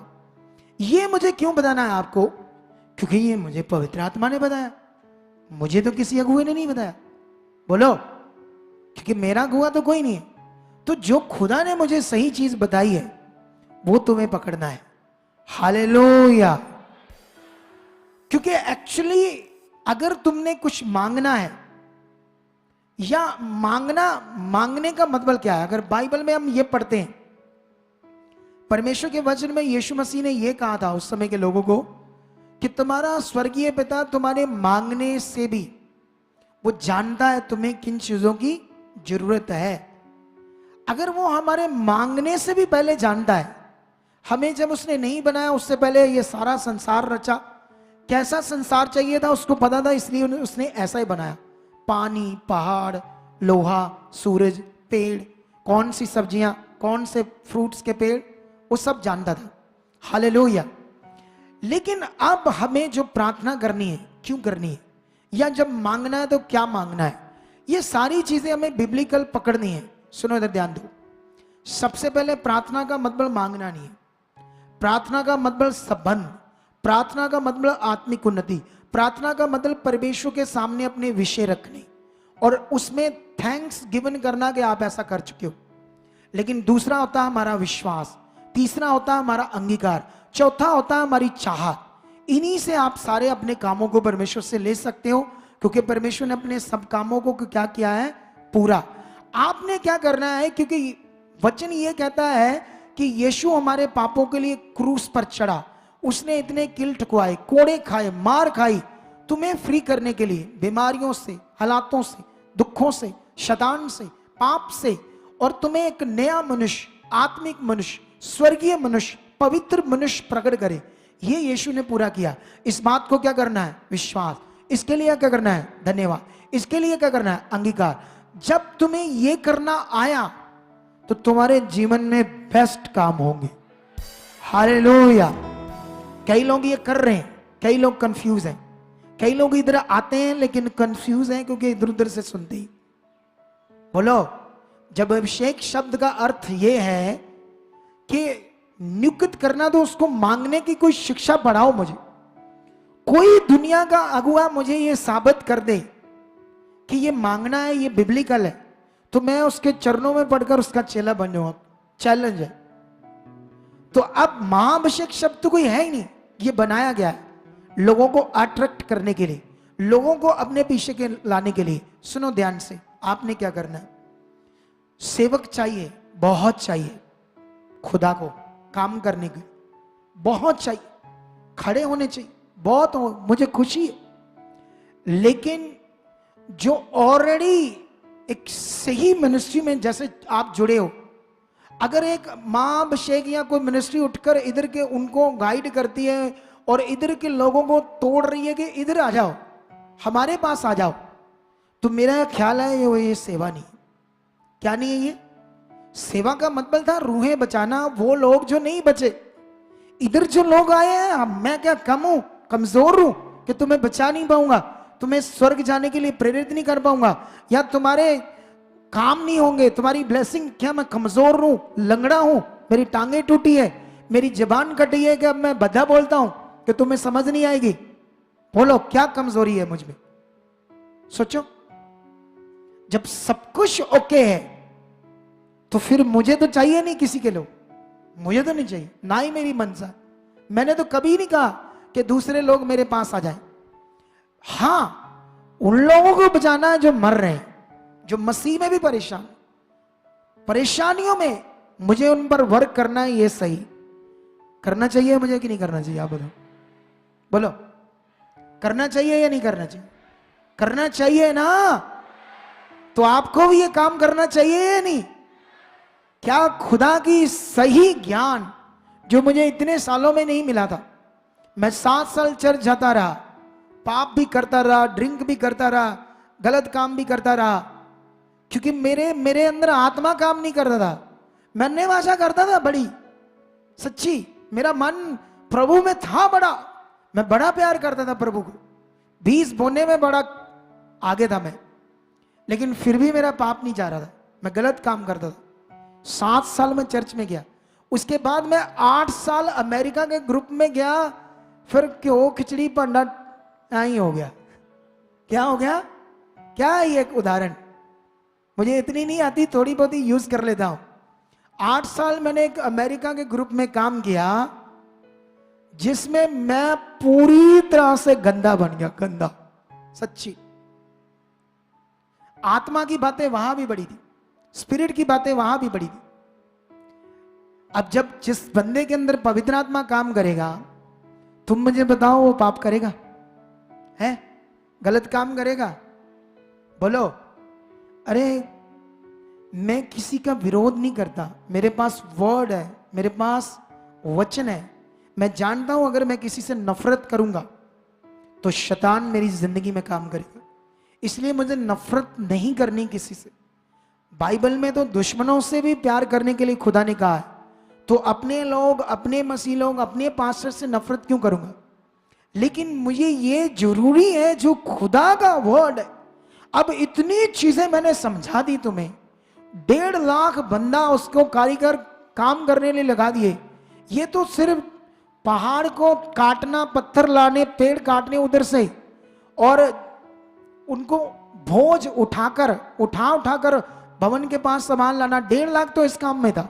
जो हरीम या हरूम राजा के जो बंदे थे, जो उधर से सनोवर लकड़ी, चंदन लकड़ी और देवदार क्या बोलते उसको, ऐसे लिखा ना, देवदारी ऐसे लकड़, जो 3 तरह की आज की डेट में आपको पता है चंदन लकड़ी 1 किलो कितने की है? मेरा ख्याल लाखों की है, लाखों की। 1 किलो, सोचो 1 क्विंटल शायद करोड़ों की है, जो वो पुष्पा में दिखाई गई है लकड़ फिल्म एक आई थी ना पीछे से, मैं देखता नहीं हूं, सिर्फ मुझे एक पॉइंट पकड़ना था क्या हो रहा है वहां। फिल्में देखना हमारा काम नहीं, थोड़े उनके ट्रेलर देखे, ऐसी लकड़ी चोरी करते बेचते हैं ऐसी चीजें। वो चंदन की लाल लकड़ थी। तो ये सोचो अब आप, इतना उनको कितना ज्यादा टनों के टन गेहूं, जौ, तेल दे रहा है, तो इसका मतलब उधर कितने कारीगर लगे लकड़ काटने के लिए। और जो कारीगर हैं जिन्होंने मेन काम करना है भवन बनाना, वो कितने थे? अंदर इतना बड़ा भवन, इतना सोना जड़ा गया उसके ऊपर, इतनी नक्काशी की गई। सोचकर देखो आप लोग। हालेलुया। समझ आ रही कुछ की नहीं आ रही? मुझे बताने का मतलब था कि ट्रांसलेटर की गड़बड़ कई जगह पर हुई है, जिससे आज लोगों के मतलब चेंज हो गए, जिससे विश्वास आगे पीछे हो गया, तो तुम ऐसे भटकते रहोगे। ऐसी चीजें जो अंत के दिनों में शैतान ऐसे लोगों को खड़े करेगा, चुने उनको भरमाएगा, क्योंकि जो हमारा फेथ है सच्चा, हमें वो बनाने की जरूरत है, उसी में सारा कुछ खुदा करेगा। यीशु मसीह की नाम। बोलो अभी उस बंदे को लाओ, वो जो पग वाला है, पगड़ी वाला, इधर लाओ, आगे ले आओ, उसको माइक दो, इससे आपको कोई चीज सिखाते हैं। हाँ माइक दो ने, बस बहुत है। जय मसीह पापा जी। जय मसीह की। आप कब से जुड़े हो हमारी चर्च में? 2014 से जुड़ा हूँ। 2014 से। कितने साल हो गए? तकरीबन 9 साल हो गए तकरीबन। 9 साल। जब मैं अमेरिका के ग्रुप में काम करता था तब से ही है ना? तब से, हाँ जी पापा। तब से। सोचो, क्योंकि इनका काम हुआ था जिसकी वजह से ये जुड़े थे। अब सोचकर देखो, 14 6 3 9 8 9 साल, 6 साल हो गए हमें। ये इधर हो जाओ, थोड़ा सा उधर हो जाओ। कैमरा ही कहाँ रखा है इसने?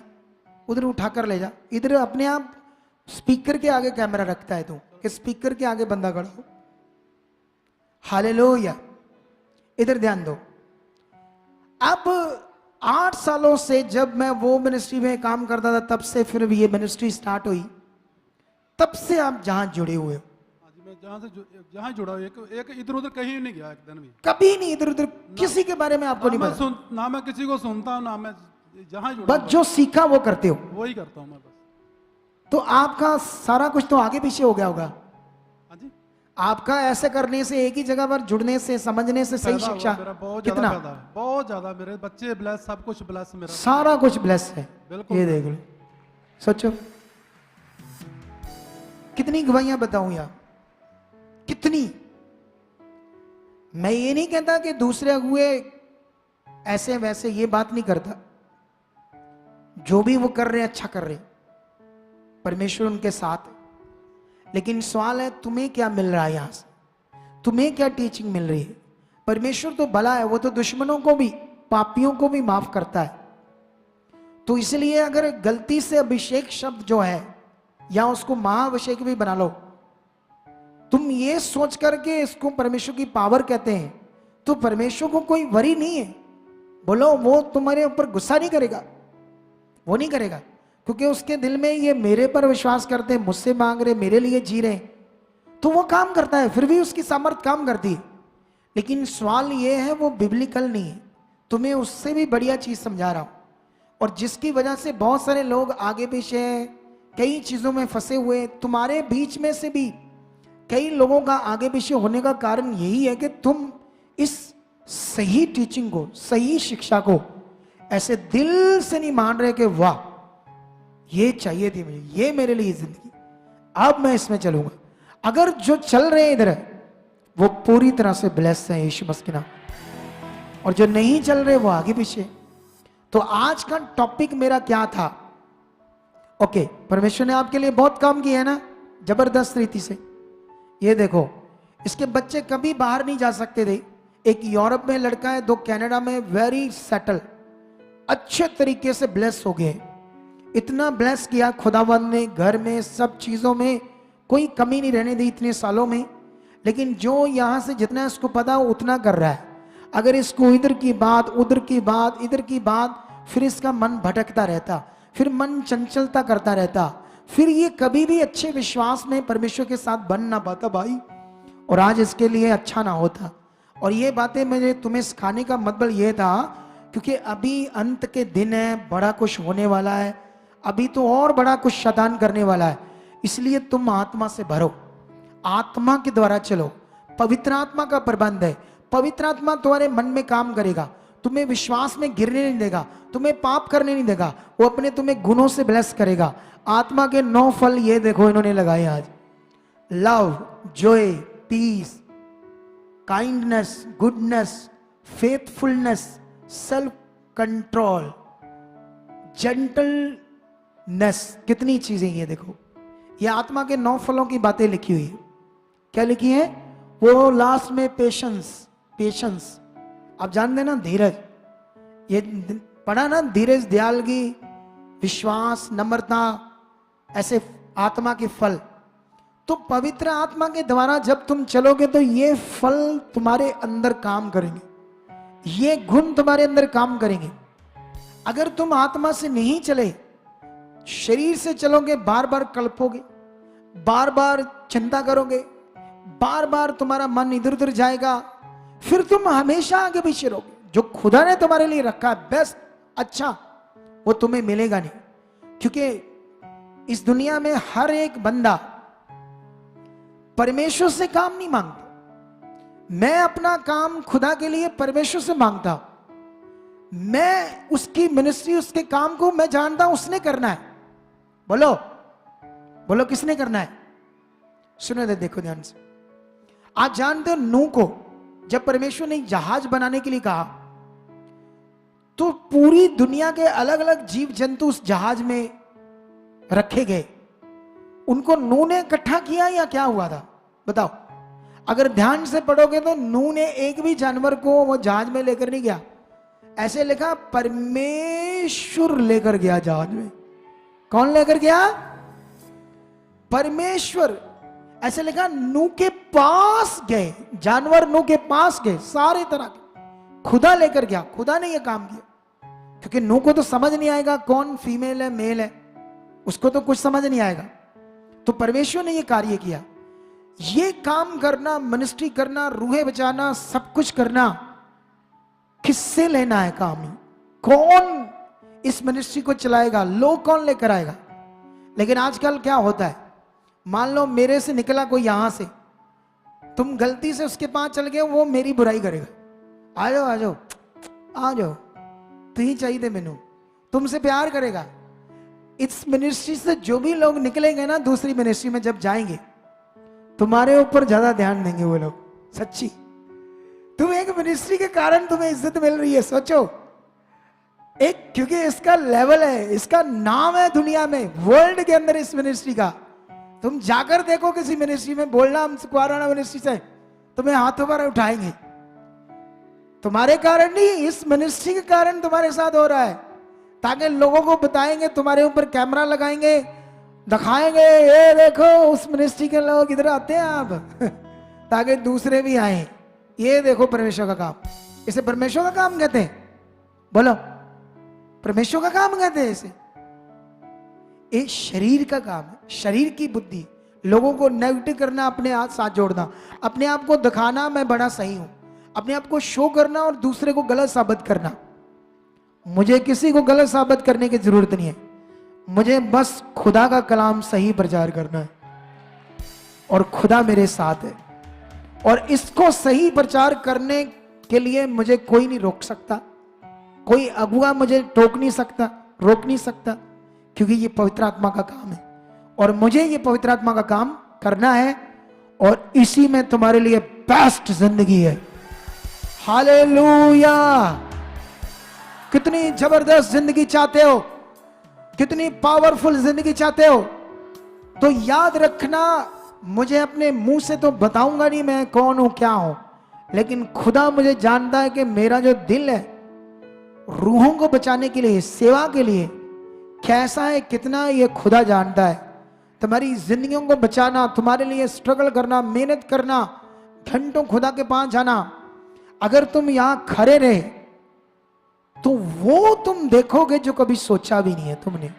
सच्ची वफादार रहे। इन दिनों में मैं अपनी प्रार्थनाओं में कुछ ऐसे लोगों के कामों को प्रकट करने के लिए परमेश्वर के सामने रख रहा हूं जो कभी हो नहीं सकता, लेकिन मुझे पता है खुदा कर सकता है, क्योंकि उसके लिए कोई भी काम इम्पॉसिबल, कठिन नहीं है, उसके लिए सब कुछ आसान है। हालेलुया। तो फिर क्या करना चाहिए? जो इंग्लिश बोलता है उसको ये सोचकर ये इंग्लिश बोलता है फटाफट विश्वास करना चाहिए? अरे नहीं, वो भी एक भाषा है, समझना चाहिए। सही ज्ञान, सही वचन, सही शिक्षा। अब मुझे ये बता दो, जो मैंने आज तुम्हें भवन बनाने का विषय समझाया, कभी भूलोगे? हैं? भूलोगे? वो भवन ये 90 बाई 30 30 बाई 60 का होता था 200 गज। 200 गज होता ना, 200 गज का मतलब 8 मरले। आगे रह गया तुम्हारा 90, तो ये 12 मरले हो गए, 12 मरले। अरे ये जो हमारा भवन है ना, ये जो अभी ये जो बिल्डिंग बना दी है जिसमें हम संगति करते हैं, ये है 120 मरले और 8 दूनी 16, 320 मरले। वो 12 मरले लिखे हैं। ये जो हॉल बना दिया हमने, यही 320 मरले हैं, 320 मरले। सोचो, तो वो 12 मरले में भवन बना, लाखों बंदे 12 मरले को बनाने के लिए लगने थे। यहां ट्रांसलेटर की गड़बड़, और ऐसी कई जगह पर गड़बड़ है जिसकी वजह से आज लोगों का विश्वास आगे पीछे है। और मुझे ये बातें क्यों बतानी थी तुम्हें, क्योंकि वहां भवन बनाने का विषय था कि वो विशाल भवन था। उसने, सुलेमान ने कहा वो भवन जो बनेगा बड़ा और अद्भुत होगा दुनिया के लिए। वो इतना बड़ा था, इतना अद्भुत था वो भवन, पूरी दुनिया के सामने ऐसी कोई चीज नहीं थी जो खुदा का भवन सुलेमान ने बनाया था। कीमती पैसों से हीरे मोती सब चीजें, इतना ज्यादा था उसमें, क्योंकि वो खुदा के लिए बनाया गया था। उसके लोग वहां आराधना करते थे, बैठते थे पुराने नियम के हिसाब से, लेकिन वो छोटा नहीं था। वहां से हमें यह सीखने को मिलता है कि परमेश्वर कितना ताकतवर और कितना बड़ा है, जो अपने कामों के लिए इस्तेमाल करता है। तो वो तुम्हें कितनी बरकत देगा। अगर राजा हरूम या हरीम, मुझे अब समझ नहीं आती कौन सा नाम लूं दोनों में से, मैं इसलिए दोनों नाम ले रहा हूं। वो राजा जिसने इतनी लकड़ी दी और बदले में सुलेमान ने उसको 20,000 कोर गेहूं, 20,000 कोर गेहूं, जिसको हम ये कह सकते हैं इतना टनों के टन गेहूं। अब उन्होंने परमेश्वर के लिए काम किया तो इतनी बरकत जा रही है सुलेमान से, परमेश्वर से लोगों को इतनी चीजें मिल रही है। अब जो लोग कोई भी परमेश्वर के लिए जीता है, ऐसे उसके लिए बरकत है। हालेलुया। तो क्या फिर आज से तुम परमेश्वर के लिए जीने के लिए तैयार हो? क्या आज से तुम खुदा के लिए सही रीति से चलने के लिए तैयार हो? क्या तुम एक बेस्ट सही टीचिंग में रहकर लोगों को जीतने के लिए तैयार हो, खरे बनने के लिए तैयार हो? तुम्हारे लिए बेस्ट रखा है, जबरदस्त। तुम्हें प्रैक्टिकल करना आत्मा के द्वारा। जब तुम इधर उधर की बातों में फंसकर कंफ्यूज हो, कंफ्यूजन को निकालो। परमेश्वर भला है, क्योंकि हमारी क्रिश्चियनिटी में परमेश्वर को 2 तरह का बताया जाता है, जबकि वो एक तरह का है। इस मिनिस्ट्री में ये बात बताई जाती है कि वो एक तरह का है। वो कहते हैं वो परीक्षा लेगा, वो दुख तुम्हें देता है, वो हालात देता है, वो कहते हैं तुम्हें तुम्हारा विरोध भी वो कराता है। लेकिन इस मिनिस्ट्री में ये बताया जाता है ना तो वो विरोध कराता है, ना तुम्हें दुख देता है, क्योंकि ये बातें तो नेगेटिव होगी। अगर ये बातें तुम विश्वास करोगे तो तुम नेगेटिव हो, पॉजिटिव नहीं हो, तुम परमेश्वर के साथ सही रिश्ते में नहीं हो। तो मैं तुम्हें सब गलत बातें निकाल कर, जो परमेश्वर की ओर से नहीं है, तुम्हें परमेश्वर के साथ सही कर रहा हूं, तो ये तुम्हारे लिए बेस्ट है। हालेलुया। कितनों को समझ आ गई? वो बात याद रख लेना, पांवों को, चारपाई की टांगों को कितना तेल लगाया, मुंह में भी डाला, मंजे पे भी लगाया, फिर बंदा मार दिया, मर गया। उसी को उस पर वर्क करते ना, उसके मन के ऊपर, उसको परमेश्वर के बारे में सिखाते, क्योंकि उसको ज्यादा नहीं पता था। उस पर मेहनत करते, उसे बताते परमेश्वर कौन है, उसे ऐसे प्रैक्टिकल करना सिखाते विश्वास से, तो शायद आज वो जिंदा होता। उसको क्या बताता परमेश्वर कौन है अच्छे से? उसको तो संसार जैसा मटेरियल लगा दो, ये कर दो, वो तो कहता लगाओ लगाओ, मुझे ठीक करो। ये नहीं चाहिए। लोगों को प्रैक्टिकल करना सिखाओ, विश्वास, मन, आत्मा के द्वारा। ये जीवन है। कितने लोगों को समझ आ गया आज? तो क्या तुम शैतान की जुक्ति में आने वाले दिनों में फंसना चाहते हो, या दूसरों को निकालना चाहते हो? बताओ मुझे। निकालना चाहते हो तो फिर उस यूके वाले लड़के की गवाही याद कर लेना। कहता 2020 से लेकर आज तक मैंने एक भी संडे मिस नहीं किया, एक संगति मिस नहीं की। तो आज वो एक बड़े लेवल पर है। हालेलुया।